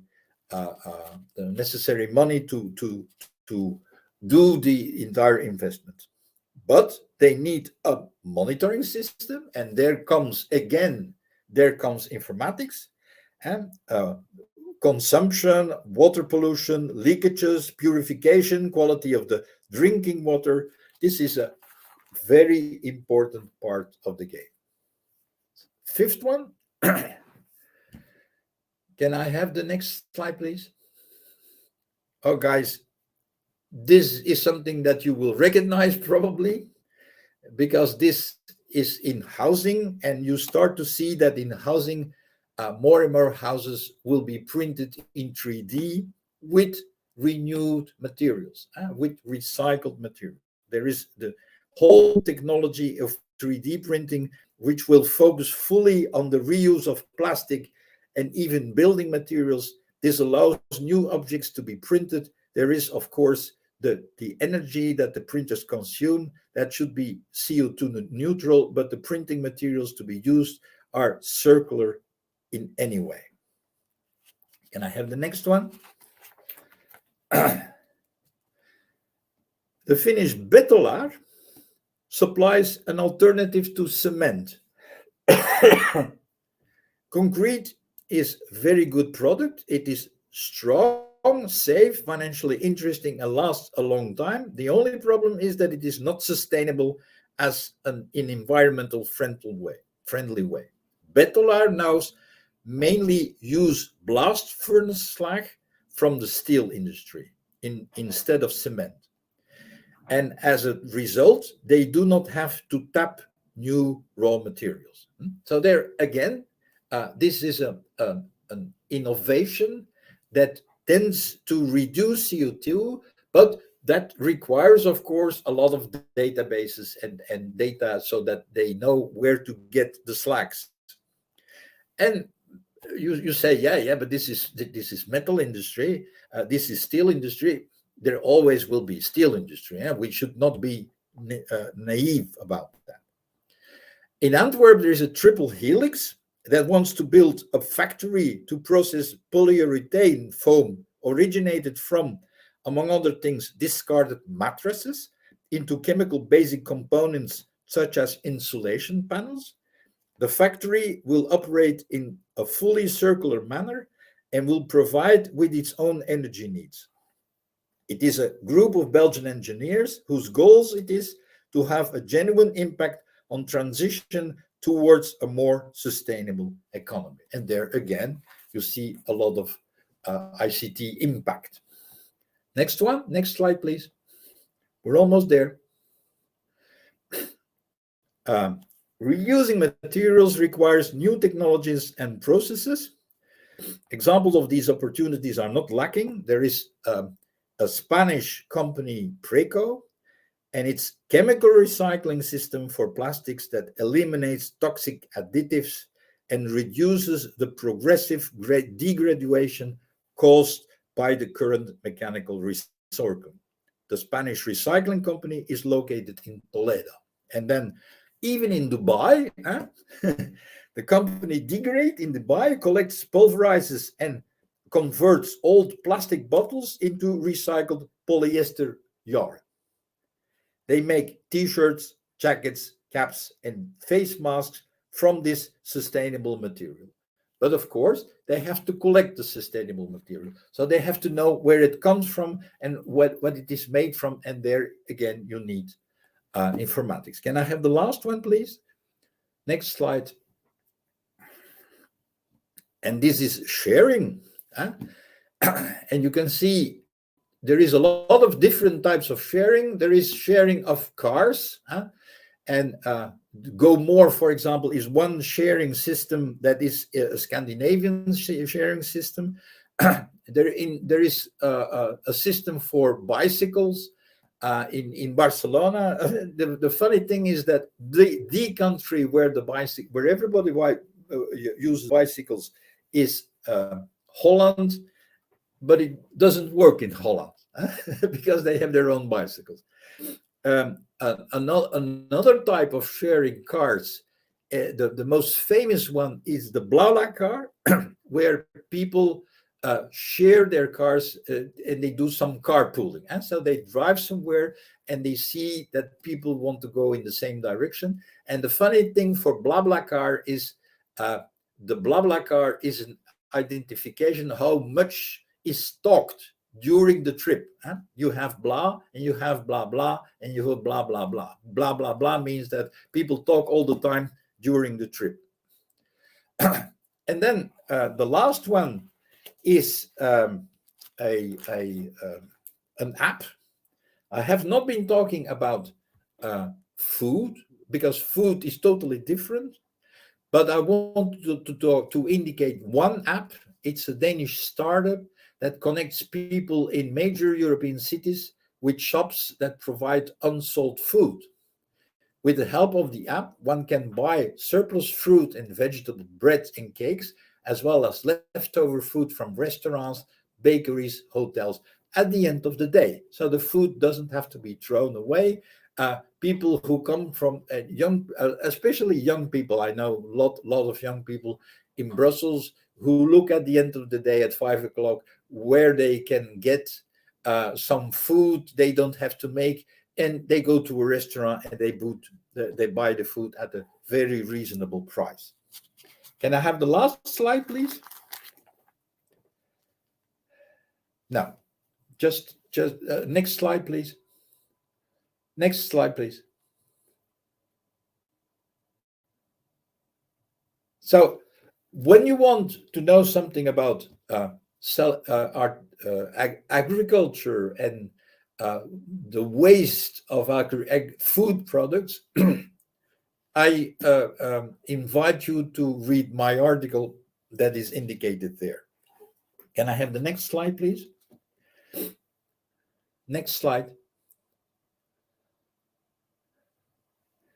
The digitization of processes or design is often so evident that startup initiators no longer mention it. It is therefore very possible that we have overlooked themes in which computer science is in all its aspects is one of the key factors of the breakthrough of circular economy initiative. However, this article offers many avenues for thinking that can offer young graduates ideas for further development in their own environment. After all, that is the advantage of digitization. It requires expertise and software programs, sometimes a high-performance printer, but no factory halls. And if there is one thing that Corona has taught us, it is that projects can be worked on everywhere in the world. There are just those who manually control and produce things that have to be on site. Can I have the last slide then? Thank you very much. And as I mentioned to you, we have a blog about the circular economy where you see the indication here, on which I publish daily. I just made a book also on the circular economy that can be ordered over there, and that is in English. So thank you very much for your attention, and I'm open for questions. Thank you very much, Mr. Louis Delcar, board member of the European Academy of Regions, Brussels. We are very happy here at Asociația Suport Regiunea Centru in Brașov to be a member of this important European entity. Thank you very much for the wise words you shared with us. I'm really sure that people looking for a good management of SMEs, people looking for financial matters, or even regional development, when we speak about decision makers, will be really glad to follow us and to watch the video materials we have just provided to them. Our time runs out. We are looking forward to have you in our next event. The next speaker is eager to enter, and we have to also have some technical tests. Maybe you have noticed that while asking for next slide, we have a small delay. It happens when we have an international link. It's just a natural physical. Definitely. It's led by physical laws. But thank you very much. I guess, well, I have other experiences. It's good. But we are sure that you shall be with us again. Yeah, hopefully. Thank you very much. Thank you very much, everybody, for watching us, and stay with us for the next speaker, Mr. Dragoș Cosmin Lucian Preda, the representative of our main sponsor, Radio.com SA.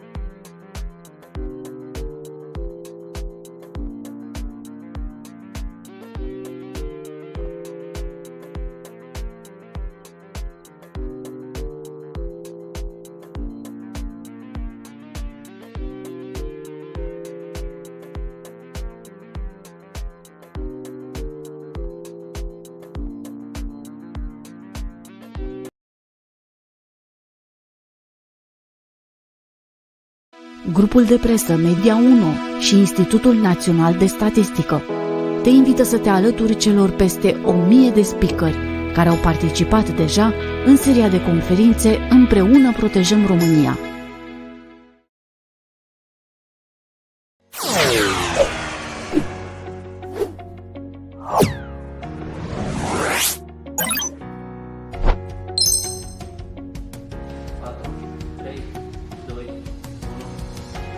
Ați și declarat la un moment dat că primul obiectiv pe care mi l-aș propune, evident privat, pentru un nou zbor spațial ar fi să surprind cu un aparat foto performant cele mai senzaționale imagini ale Pământului și să le împărtășesc apoi, alături de o mică povestire cosmică, celor care nu ar ajunge niciodată în acel spațiu extra-atmosferic.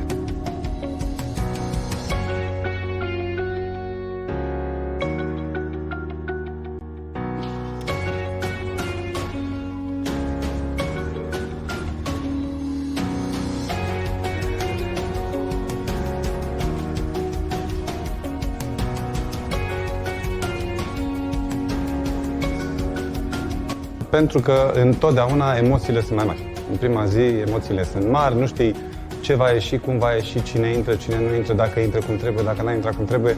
Trebuie să-i ajuți pe lectori să își piardă emoțiile când tu însuți sau însăți, da, dacă ești tu moderatoarea, ai emoții. Complicat, nu e ușor. A fost incitantă, a fost interesantă și din nou provocatoare.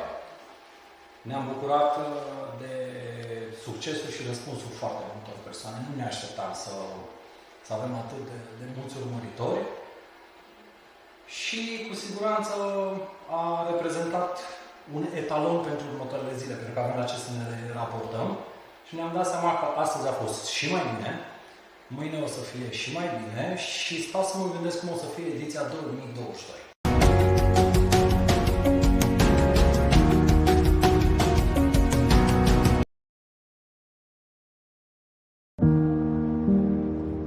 Cod. Cam asta visam noaptea. E tare că reușești să creezi un algoritm complicat. Dar ce faci cu el? Nimic. Rămâne acolo, în calculator sau pe hârtie. Am avut noroc cu echipa de robotică de la mine din liceu. Erau numai băieți, dar asta nu m-a descurajat. Le-am arătat că nu sunt bună doar la teorie, ci și la meșterit. E greu, e multă muncă, dar ai o satisfacție incredibilă când vezi că niște mecanisme făcute de tine prin viață. Sunt Adelina și la BRD First Excellence România am învățat că pot să aplic ce făceam abstract la școală. Să pun codul ăla în realitate, să-l văd cum merge. Așa am realizat că asta vreau să fac în viitor.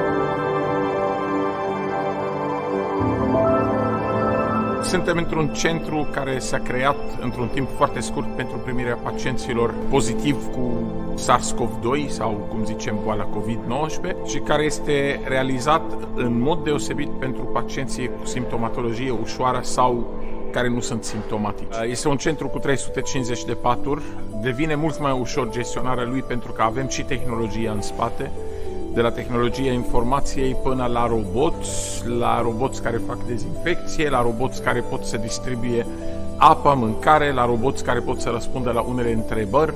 Deci cred că în aceste situații, chiar dacă sunt realizate pentru dezastre, tehnologia rămâne foarte importantă și vine în sprijin și poate să reducă nevoia de personal în astfel de centru. Astăzi este prima noastră zi de muncă în spitalul modular COVID-19. Elena, tu le vei da informații logistice pacienților. Amelia, tu le vei servi alimente și cafea. Iar Ron, tu vei dezinfecta secția de terapie intensivă. Și tu ce vei face, Escu? Eu voi întâmpina pacienții când vin, pentru a-i face să zâmbească puțin. Am înțeles. Hai, la treabă!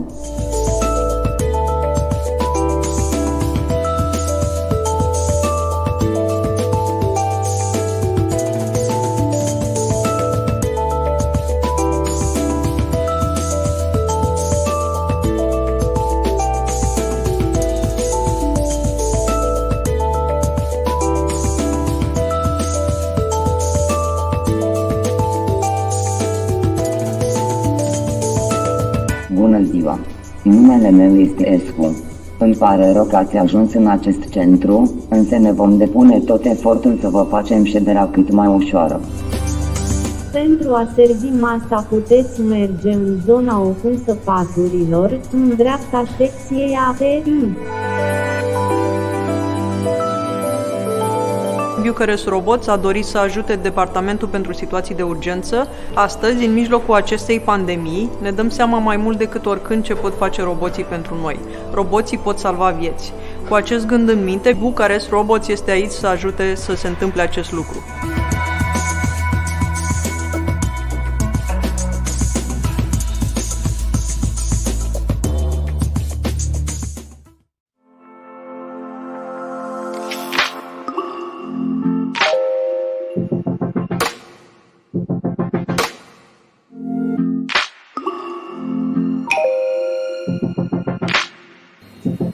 Bună ziua! Bine ați venit la restaurantul Pescăruș, pentru că ținem la sănătatea dumneavoastră și a clienților noștri. Vă vom lua temperatura.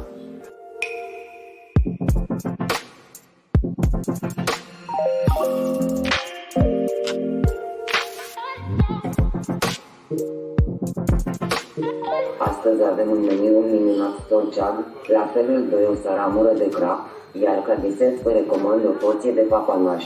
Dacă doriți meniu la carte, vă rog să consultați meniul și va veni imediat un coleg de-al meu să vă preia comanda. Bună ziua, bine ați venit! Doriți să-și comandați din ce v-a recomandat colegul meu sau doriți meniu la carte?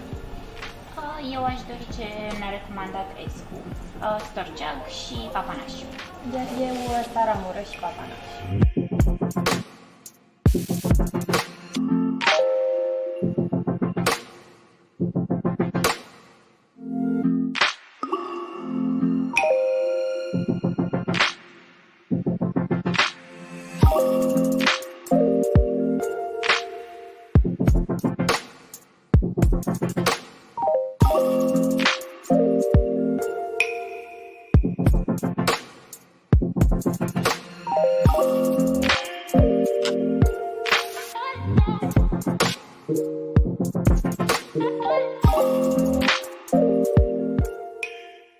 Bună ziua, numele meu este Țănescu Dan, sunt șeful bucătar al acestei locații și am venit să vă întreb dacă v-a plăcut mâncarea.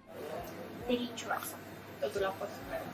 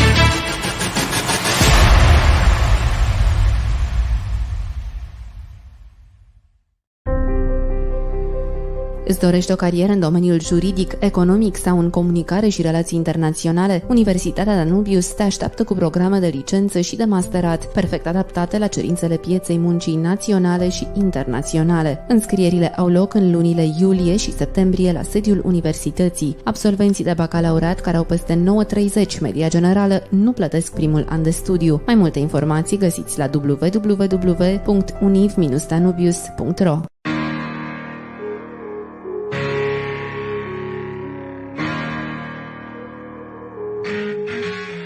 Sunt onorată să fiu studentă a unei universități care nu numai că se ocupă de pregătirea noastră profesională, ci ne oferă nenumărate oportunități prin burse de studii, activități extracurriculare și ne deschide uși către cariere în marile companii ale lumii.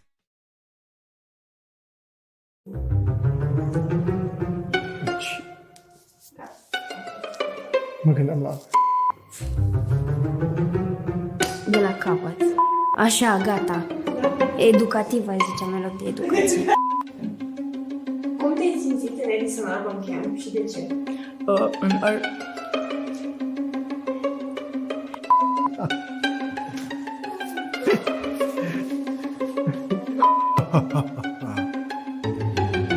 A fost sau nu a fost? A fost. Au fost 4 zile de...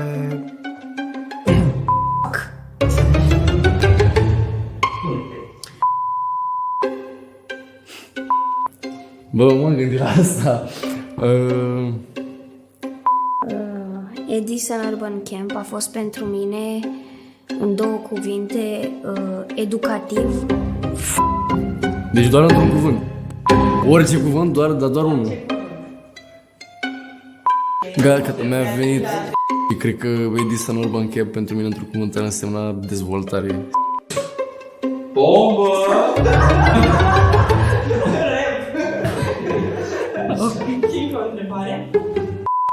Au fost 4 zile intense, unde s-a strâns multă oboseală, care a fost depășită doar de entuziasmul de a avea pe aceste 4 zile. A strâns multă oboseală în echipă, oboseală care a fost depășită doar de entuziasmul de a avea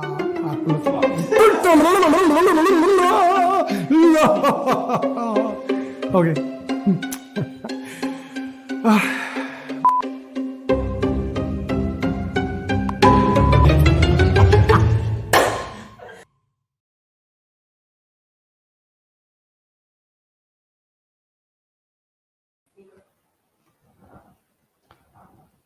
Hello, everybody. Again, the 4th day of the online digital contest, Digital Nerds 2022.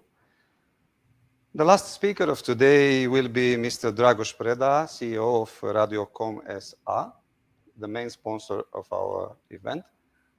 Welcome, sir. Do we have a link? Yes, I can hear you very well. Thank you. We do hope that person with special expertise covering both public administration and private area could have a wonderful presence today for participants on a broad range of ages from 4 countries and Romania. So the subject, the topic you shall cover today, the new age in telecom, I'm sure it's also interesting and exciting for most of them. These participants, being so young, they're very eager to learn more about activities in the entrepreneurship area and non-profit organizations, as well as in a very dynamic activity as the information technology area is. You are an alumni of École Nationale d'Administration in France, listed by Forbes Romania in the first 30 under 30 edition. So your huge experience, I'm sure, can become a model for many of them. You are a strong strategic thinker, mentor, and vocational speaker with an absolutely extraordinary multicultural experience. You are an excellent intercultural and interpersonal communication person. So, Mr. Preda, what means new age, but in telecom? Telecom is, by what we know, a different realm. Telecom is a reality, but somehow digitized, let's say, non-human, mostly space. People who stay online do face some problems in connecting each other and forgetting about the social, physical contacts. This is a last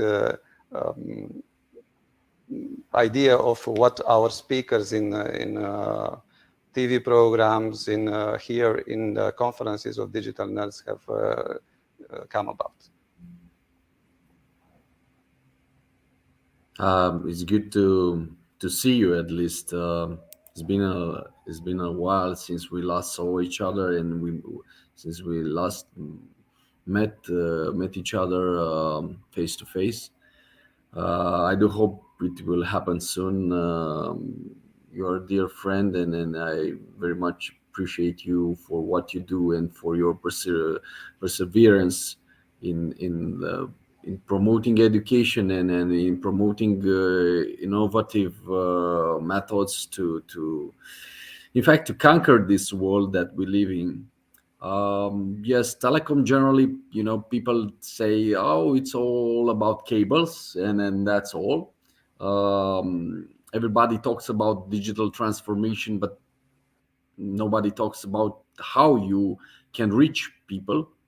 I remember 2020 when I was in the meetings with the colleagues from all over Europe as I was state secretary for telecom, and we were discussing European Code of Communication. We were discussing also developments for 5G networks and everything. And Margaret Vestager and Thierry Breton, the two commissioners, pointed out that in order to have, an equal sharing of the opportunities around Europe, and in fact to reach everybody with this knowledge society that we so much talk about it, we need connectivity. And this is all about telecom. This is all about the business case behind telecom. This is all about this disruptive idea of telecom, in fact, reaching everybody and giving opportunities, equal opportunities to everybody. But yeah, everybody talks about telecom as cables, and that's not anymore the business case in the new era for telecom. And I will point it out, and I will reach to your auditorium today, and to all the youngsters that are very much interested in this new dimension of digital transformation. This is the hard power of digital transformation. That's telecom. And what I wanted to say several times, and I pointed out several times during my mandate as state secretary and today as CEO of Radiocom, is that in order to understand the developments in the telecom area is to switch from the hard case of telecom, meaning the cables, to services, end user consumer services. That's the new business case for telecom. And then I will get into this during my presentation, because we have a dialogue, and I always wanted the dialogue. I don't come generally with presentations, and what I wish to point out is that as society and business undergo a digital-driven transformation, operators will need to evolve in order to execute the future-focused initiatives. In the telecom sector, cloudification, and I will point out the term, cloudification is more than a buzzword today. It is, in fact, the reality. You've seen that the Ministry of Research, Innovation and Digitalization, and the Minister, Marcel Boros, pointed out several times, and also the President of the Commission, Sabine Sărmaș, they pointed out several times the need of, to pass to this cloudification, to this cloud era in Romania. We need it. As technology expands and governments, enterprises, and individuals alike grow increasingly dependent on connectivity to operate, cloudification becomes, in fact, an essential component in delivering efficiency, scalability, and optimizing costs. Today, with the digital transformation underway in the Middle East, and I've been recently over there, and I've seen also the Dubai Expo and everything, and beyond, telecom operators are perfectly positioned to create new business opportunities, things that I've already talked to you about, the new services, and these business opportunities have two ways, in fact, for themselves and their customers, by taking connectivity a step further and turning into a full-fledged ICT solution providers with cloudification as the cornerstone. Beyond the benefits offered by these cloud services by telcos, in terms of greater operational efficiency on every front, cloudification caters to customers, create increasing expectation for services on demand, as like tailored services for customers. People want, self-services. They want to have personal experiences, and that's why telcos, meaning telecom companies, are looking all over the world into this new kind of services. Enterprise consumers have come to depend so heavily on connected tools, services, and solutions that operators in delivering this digital essential must take a cloudification approach in ensuring that connectivity remains within the reach for customers in this digital era. In the era of cloudifications, in fact, the operator's role will be transformed as telecoms and IT become more integrated than ever before. They will play a key part in supporting industries by providing services and solutions that will support industrial development in the digital area. In turn, operators will need to establish new business models that will take them beyond connectivity with networks that are more robust and intuitive. And that's what I wanted to point out, that in fact they respond quickly these new types of services that are like add-ons to the infrastructure that we talk about. In fact, I already pointed out several times in the last years that 5G tech solution is an industrial solution, is not anymore end user solution like it was before 3G, 4G LTE. Now the 5G plus 6G, we already talk in these terms at the level of Brussels. It is an industrial revolution. It addresses big data, it addresses big industries, and we have to look into the business case behind it. Services become available at the edge of networks. The progression to cloud will do more than increase scale and efficiency for telcos, for telecom companies. It will also reshape and transform businesses while opening new revenue streams for enterprise consumers. As such, telcos have the opportunity to create new businesses using the extension of their former businesses beyond connectivity to a range of industry verticals with horizontal applications reaching and using technologies like AI, real-time automation, remote operations, maintenance sensing, and enhanced video services, and much more. We already talked with different types of industries from defense to a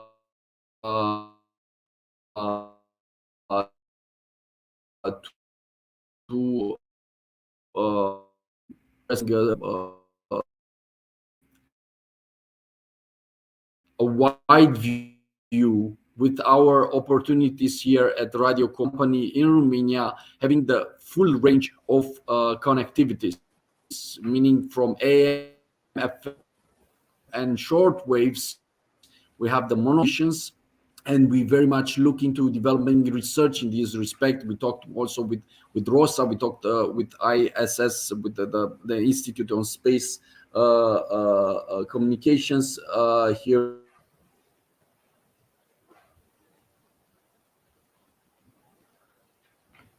Mr. Preda?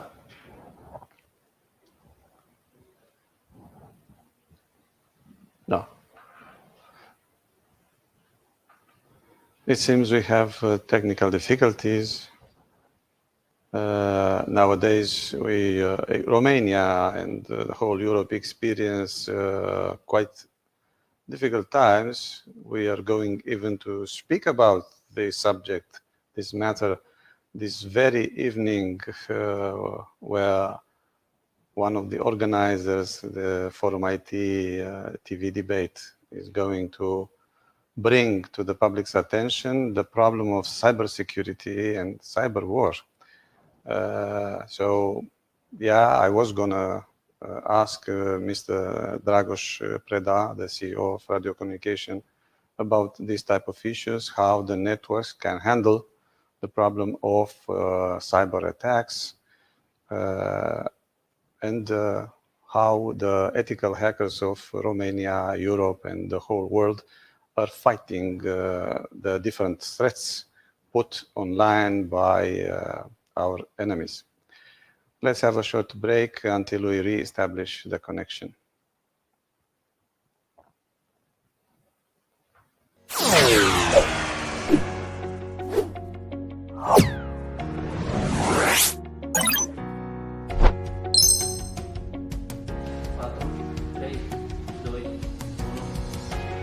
Ați și declarat la un moment dat că primul obiectiv pe care mi l-aș propune, evident privat, într-un nou zbor spațial ar fi să surprind cu un aparat foto performant cele mai senzaționale imagini ale Pământului și să le împărtășesc apoi, alături de o mică povestire cosmică, celor care nu ar ajunge niciodată în acel spațiu extra-atmosferic.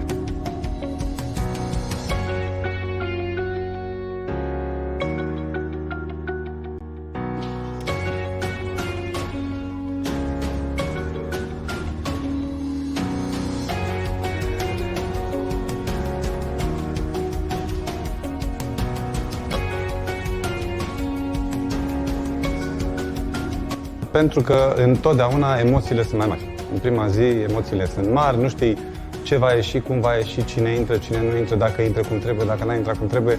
Trebuie să-i ajuți pe lectori să își piardă emoțiile când tu însuți sau însăți, da, dacă ești tu moderatoarea, ai emoții. Complicat, nu e ușor. A fost incitantă, a fost interesantă și din nou provocatoare. Ne-am bucurat de succesul și răspunsul foarte multor persoane. Nu ne așteptam să avem atât de mulți urmăritori și cu siguranță a reprezentat un etalon pentru următoarele zile, pentru că avem la ce să ne raportăm și ne-am dat seama că astăzi a fost și mai bine, mâine o să fie și mai bine și stau să mă gândesc cum o să fie ediția 2022.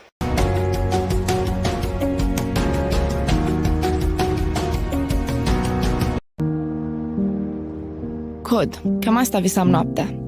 E tare că reușești să creezi un algoritm complicat. Dar ce faci cu el? Nimic. Rămâne acolo, în calculator sau pe hârtie. Am avut noroc cu echipa de robotică de la mine din liceu. Erau numai băieți, dar asta nu m-a descurajat. Le-am arătat că nu sunt bună doar la teorie, ci și la meșterit. E greu, e multă muncă, dar e o satisfacție incredibilă când vezi că niște mecanisme făcute de tine prin viață. Sunt Adelina și la BRD First Excellence România am învățat că pot să aplic ce făceam abstract la școală. Să pun codul ăla în realitate, să-l văd cum merge. Așa am realizat că asta vreau să fac în viitor.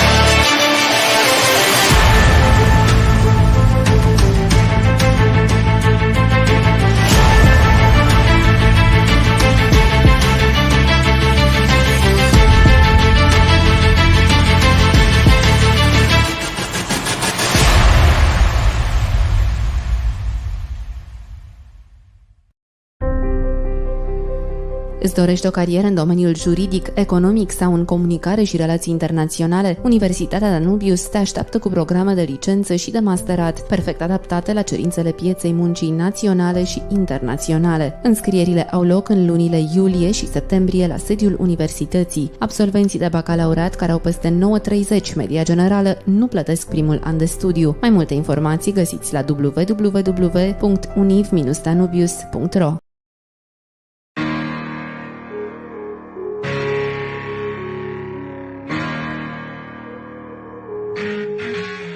Sunt onorată să fiu studentă a unei universități care nu numai că se ocupă de pregătirea noastră profesională, ci ne oferă nenumărate oportunități prin burse de studii, activități extracurriculare și ne deschide uși către cariere în marile companii ale lumii. Grupul de presă Media 1 și Institutul Național de Statistică te invită să te alături celor peste 1000 de speakeri care au participat deja în seria de conferințe Împreună protejăm România.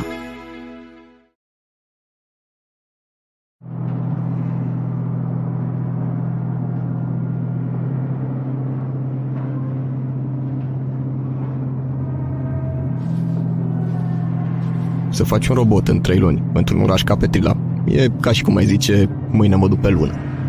Sună cam la fel de imposibil. Dar am zis să încerc. Era o șansă unică să fac ceva cu viitorul meu. Secretul e să nu te panichezi când vezi că n-ai ce-ți trebuie. Am improvizat din materiale găsite prin depozite.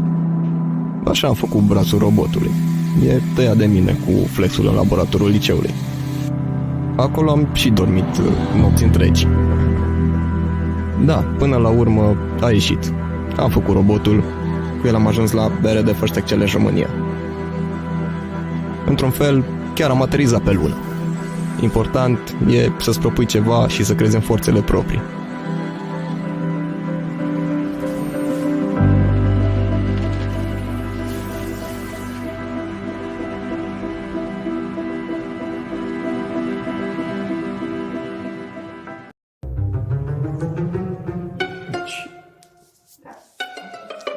Mă gândeam la...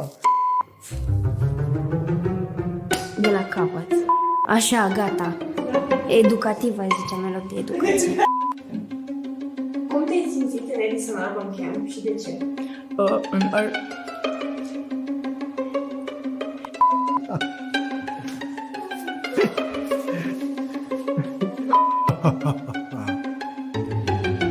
A fost.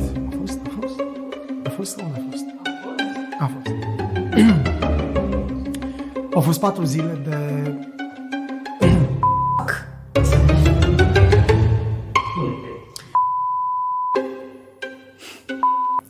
Bă, m-am gândit la asta. Edison Urban Camp a fost pentru mine, în 2 cuvinte, educativ. Deci doar într-un cuvânt. Orice cuvânt, dar doar unul. Gata, mi-a venit. Și cred că Edison Urban Camp pentru mine într-un cuvânt ar însemna dezvoltare. Bombă!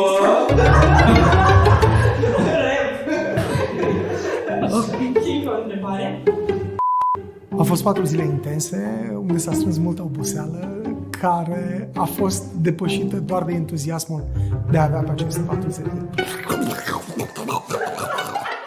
A strâns multă oboseală în echipă, oboseală care a fost depășită doar de entuziasmul de a avea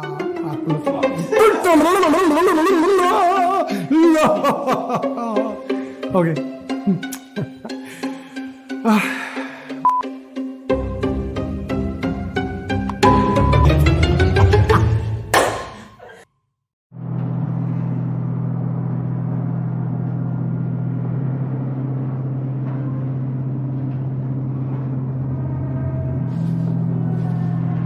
Să faci un robot în 3 luni într-un oraș ca Petrila e ca și cum ai zice, mâine mă duc pe lună. Sună cam la fel de imposibil. Dar am zis să încerc. Era o șansă unică să fac ceva cu viitorul meu. Secretul e să nu te panichezi când vezi că n-ai ce-ți trebuie. Am improvizat din materiale găsite prin depozite. Așa am făcut brațul robotului. E tăiat de mine cu flexul în laboratorul liceului. Acolo am și dormit nopți întregi. Da, până la urmă a ieșit. Am făcut robotul, cu el am ajuns la BRD First Exchange România. Într-un fel, chiar am aterizat pe lună. Important e să-ți propui ceva și să crezi în forțele proprii.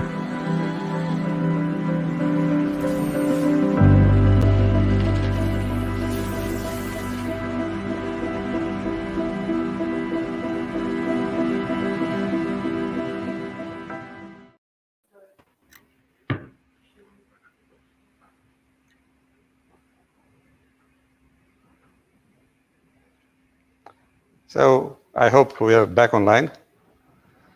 I realized that I was just talking and then nobody. Okay, so. So please, Mr. Preda, let me know something which I already said, and I shall repeat it when our connection was gone. The fact is, Romania's internet infrastructure is highly developed and competitive, as we all know, boasting the top connection speed in the region while also coming in fourth out of 175 countries by average fixed broadband speed with 205 megabits per second in February 2021, twice faster than the average or global average speed of 97 megabits per second. Probably I was thinking of this because tonight in the Forum IT online and TV debate I am the host of, I shall discuss with the representative of a cybersecurity company about cyber threats. And we all know that these days, because of the conflict nearby, the international networks are really loaded with bits, probably the cyber war, which most of our population is not aware of, is happening. So can be also a joke, but also a serious issue you might address or not. So let's come back to your presentation. I think very interesting that you brought this idea regarding security issues. I think that this company proved its the importance during also the pandemics, but not only during the pandemics, also during this security crisis that we all face today at our borders, especially with noticing from the BBC recently that showed up because BBC renounced a few years ago at its shortwave transmitters, and following the bombing of several strategic areas from Ukraine, putting down the internet communication, it showed once again the importance of AM and shortwaves in communications during security crisis, and BBC World Service announced that it was restarting 4 hours daily shortwave transmission in English to Ukraine. This decision to resume Ukrainian shortwave broadcast came after Russian forces began to deliberately target Ukrainian communication equipment, including the Kyiv television tower. And as you have seen, also the communication from our Romanian national television broadcasting Ukrainian television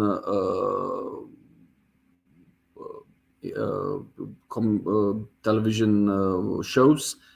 We also did the same thing for Ukrainian radio. So our network, as I already pointed out, is the only one that's fully ranged from AM, FM, and shortwaves to satellite communication and to fiber communication systems.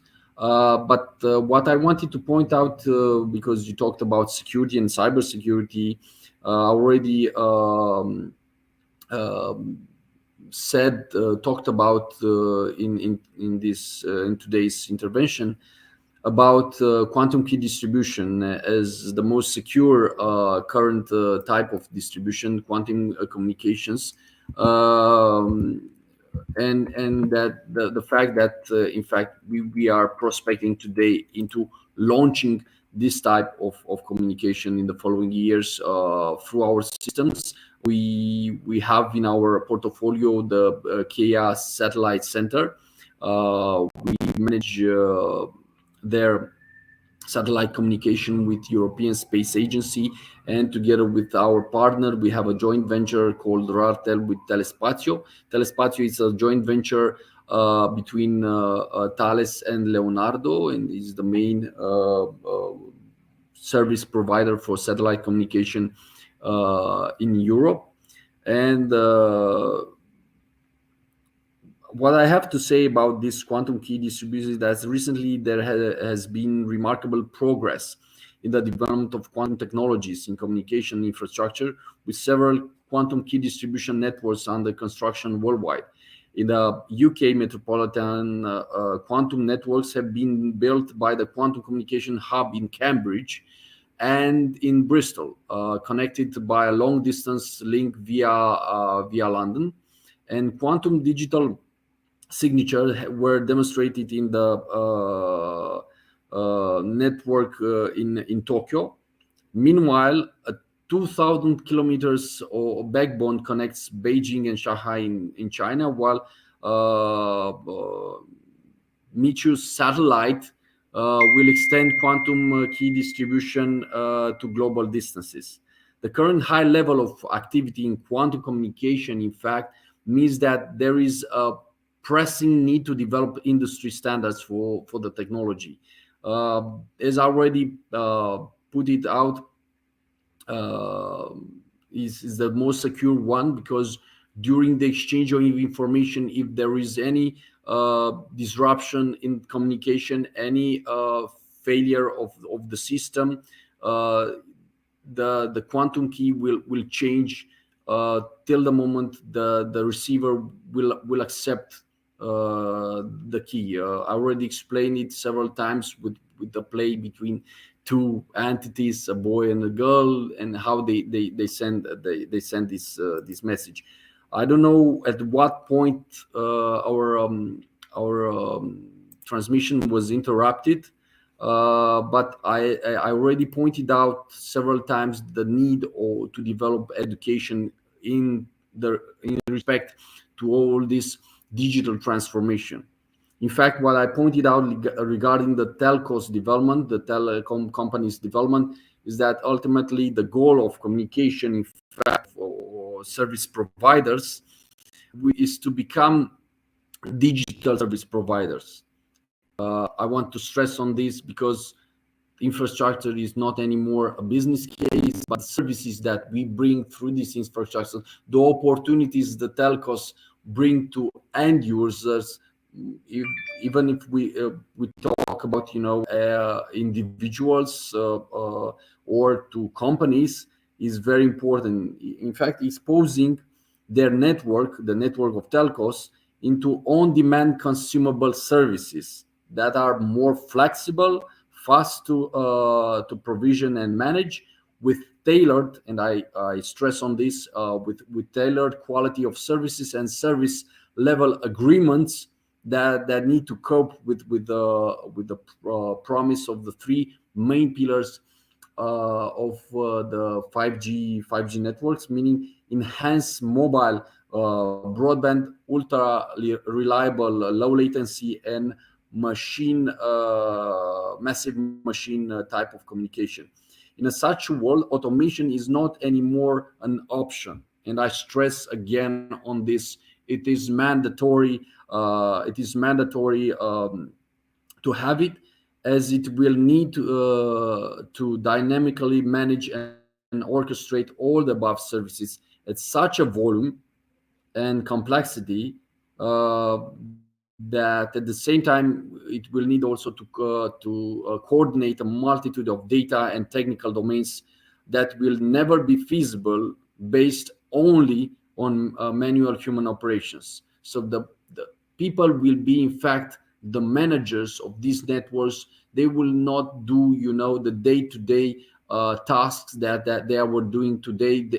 Those tasks will be automated, and the role of human beings or of people will be to coordinate everything. And in fact, their level of expertise, of professionalism, their level of experience and intelligence will be higher, in higher demand, and they will be highly paid. So in fact, new types of jobs will reach a better experience of life for the people managing these types of networks, and in fact will bring a better society and a well-being society. What I want to point out again is that in 2020 I already discussed with several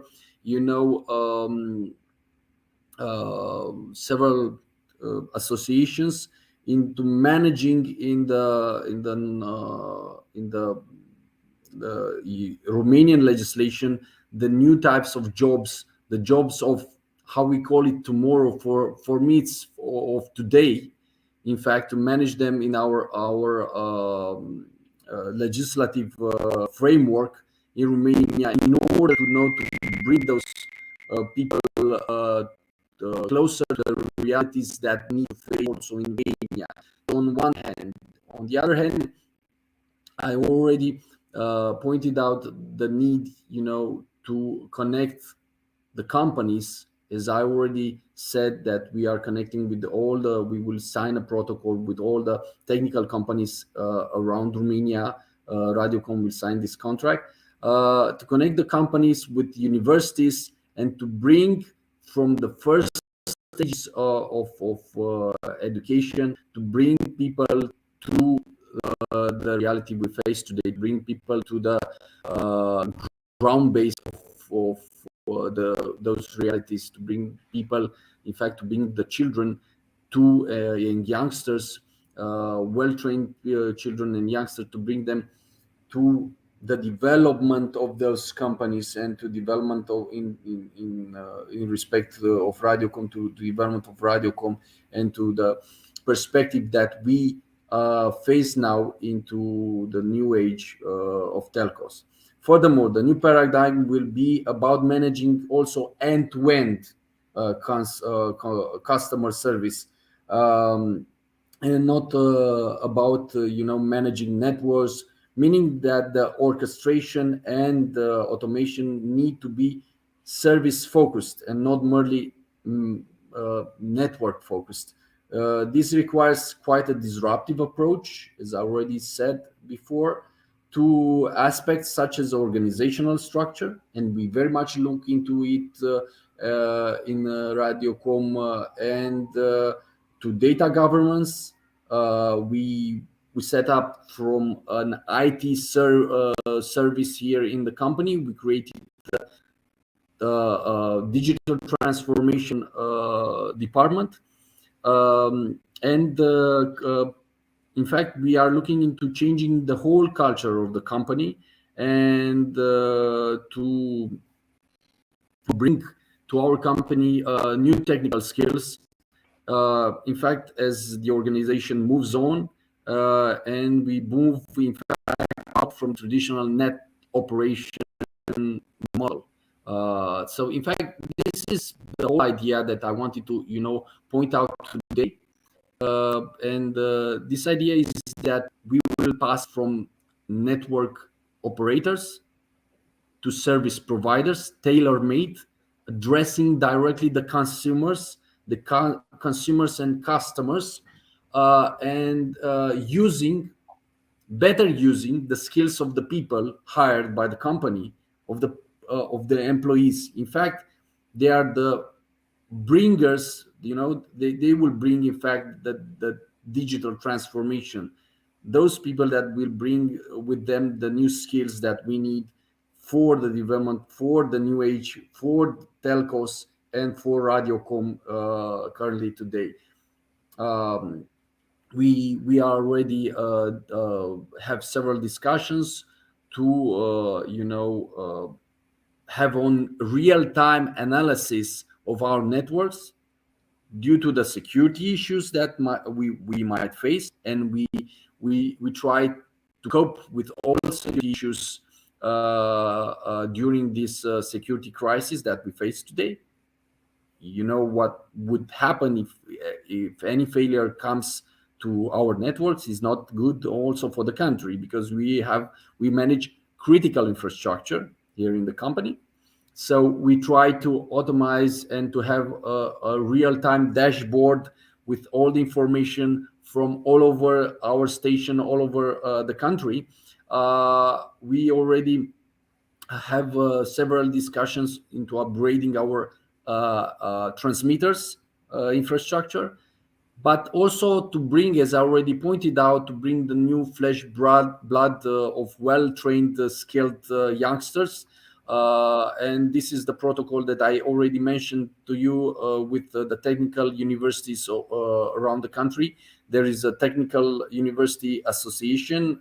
I've discussed about it at Polytechnic University with the rector, Mihnea Costoiu.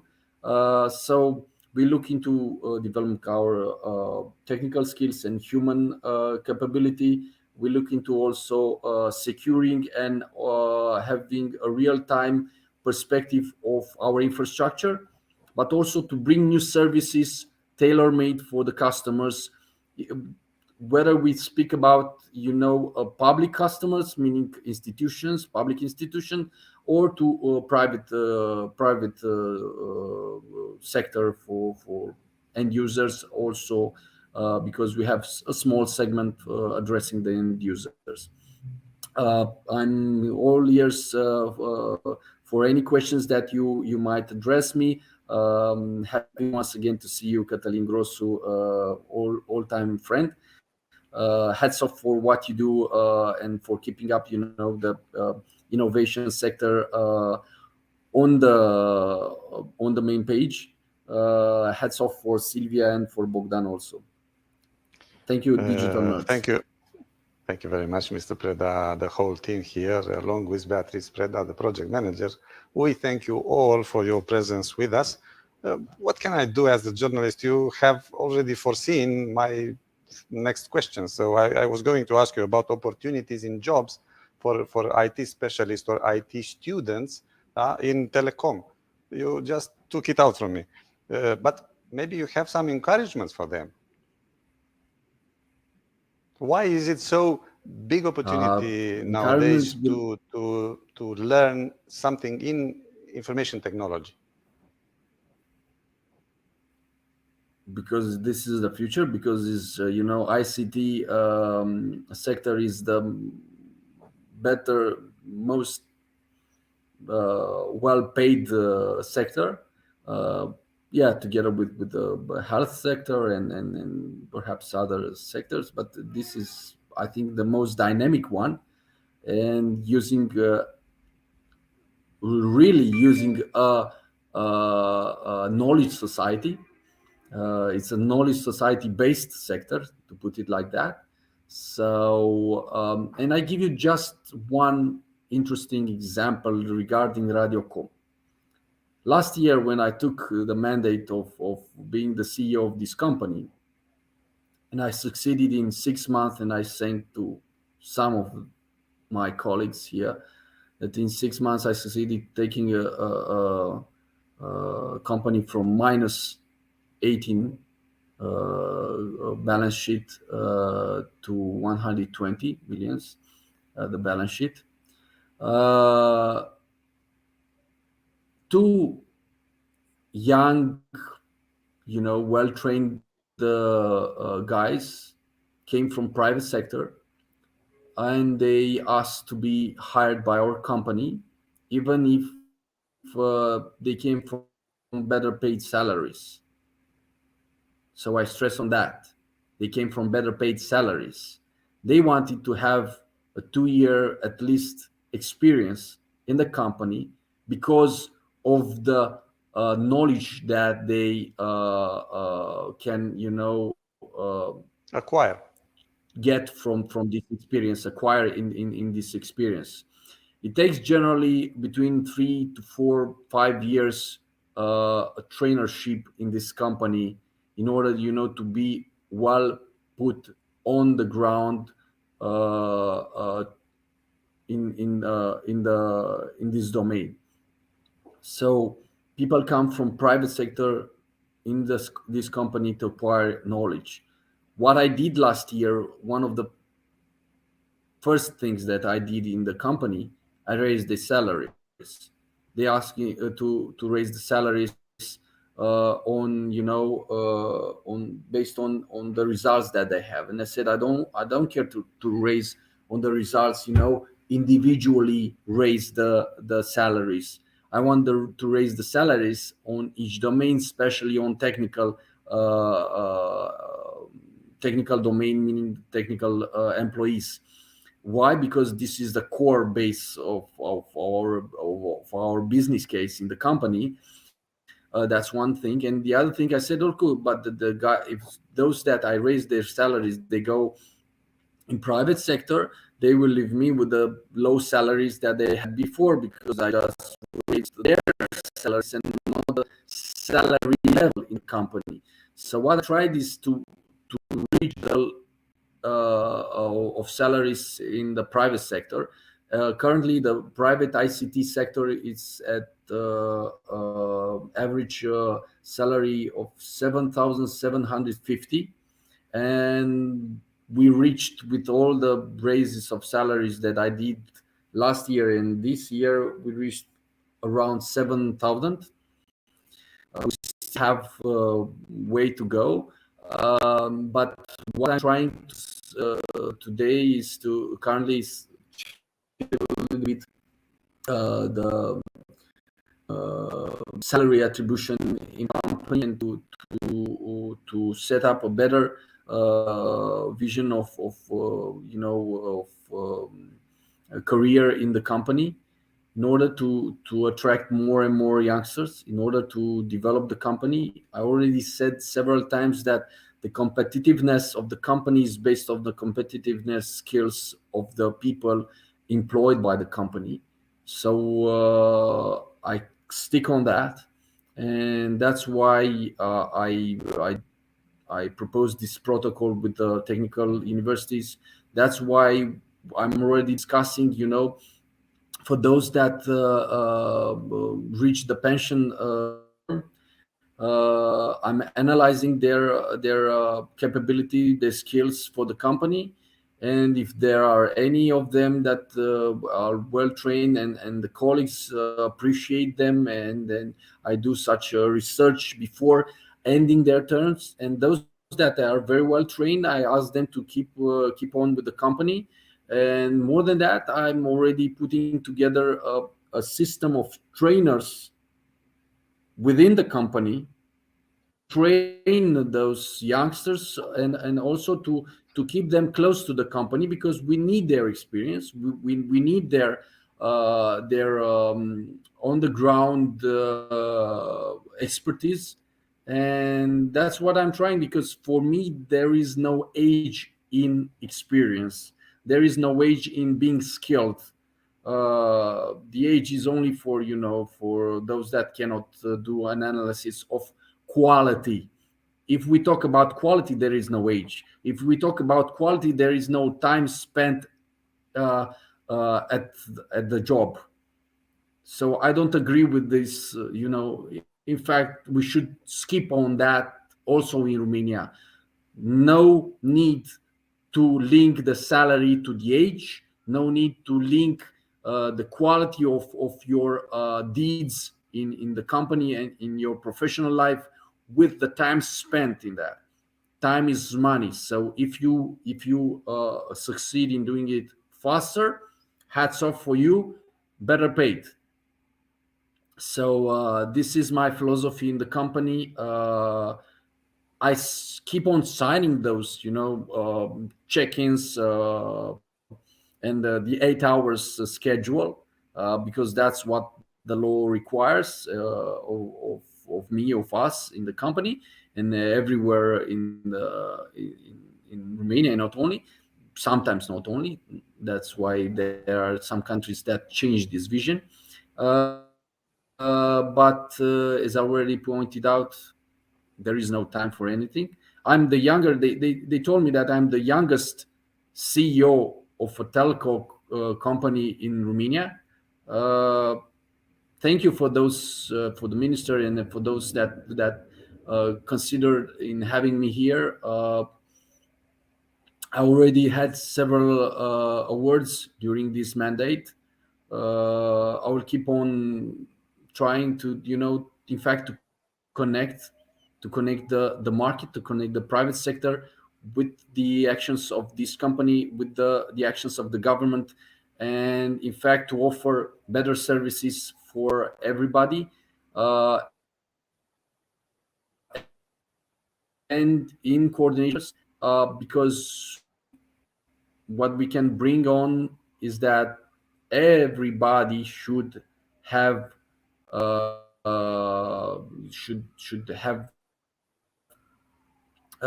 connectivity. I already said it several times, and I will end my my intervention with this: that internet is a must, is mandatory, is not an option. Everybody should have internet. In my opinion, everybody should have free internet, because the business case out of this free internet resource is bigger than what we what we capitalize today out of paying the internet.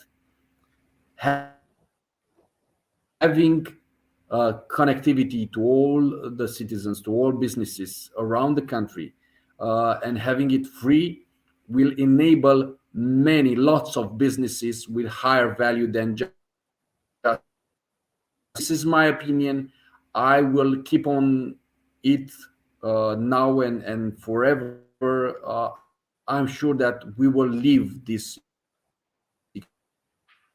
experience sooner or later in Romania, also having a free internet, and we will realize that there was a crazy guy some time ago, this one youngster in the domain, that said that free internet will bring more benefits to the budget, the state budget, to all private budgets than payable one. And this is also linked to the thing that I said, that we will not, the telcos will not manage the networks, but they will build on digital services that will bring them to end users and to other companies.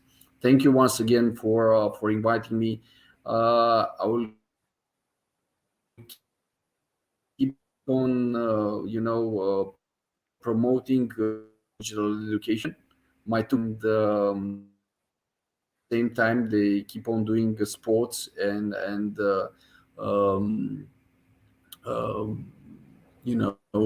the ground activities, but I'm also connecting them to this new era. Thank you once again, Cătălin Grosu. Thank you, Silvia. Thank you, Bogdan. Thank you, Mr. Hats off for what you do for DigitalNerds.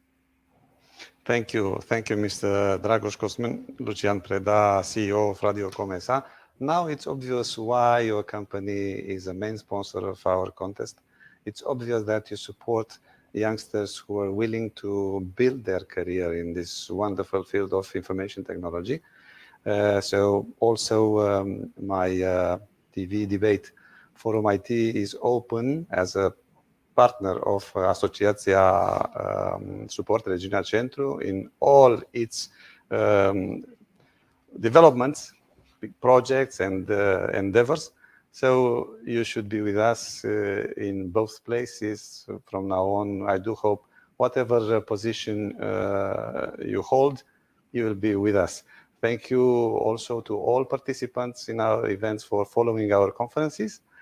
Stay with us and look for results in the development of the arbitration step. So stay with DigitalNerds 2022.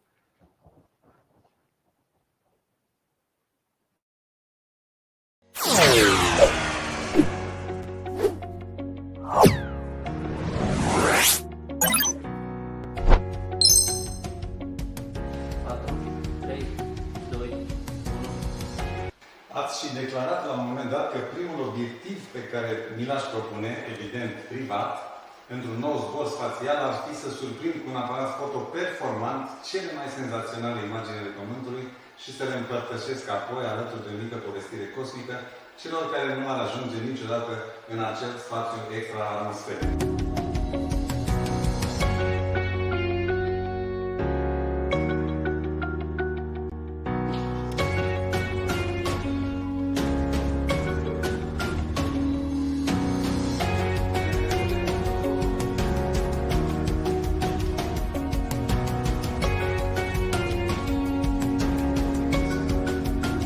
Pentru că întotdeauna emoțiile sunt mai mari. În prima zi emoțiile sunt mari, nu știi ce va ieși, cum va ieși, cine intră, cine nu intră, dacă intră cum trebuie, dacă n-a intrat cum trebuie.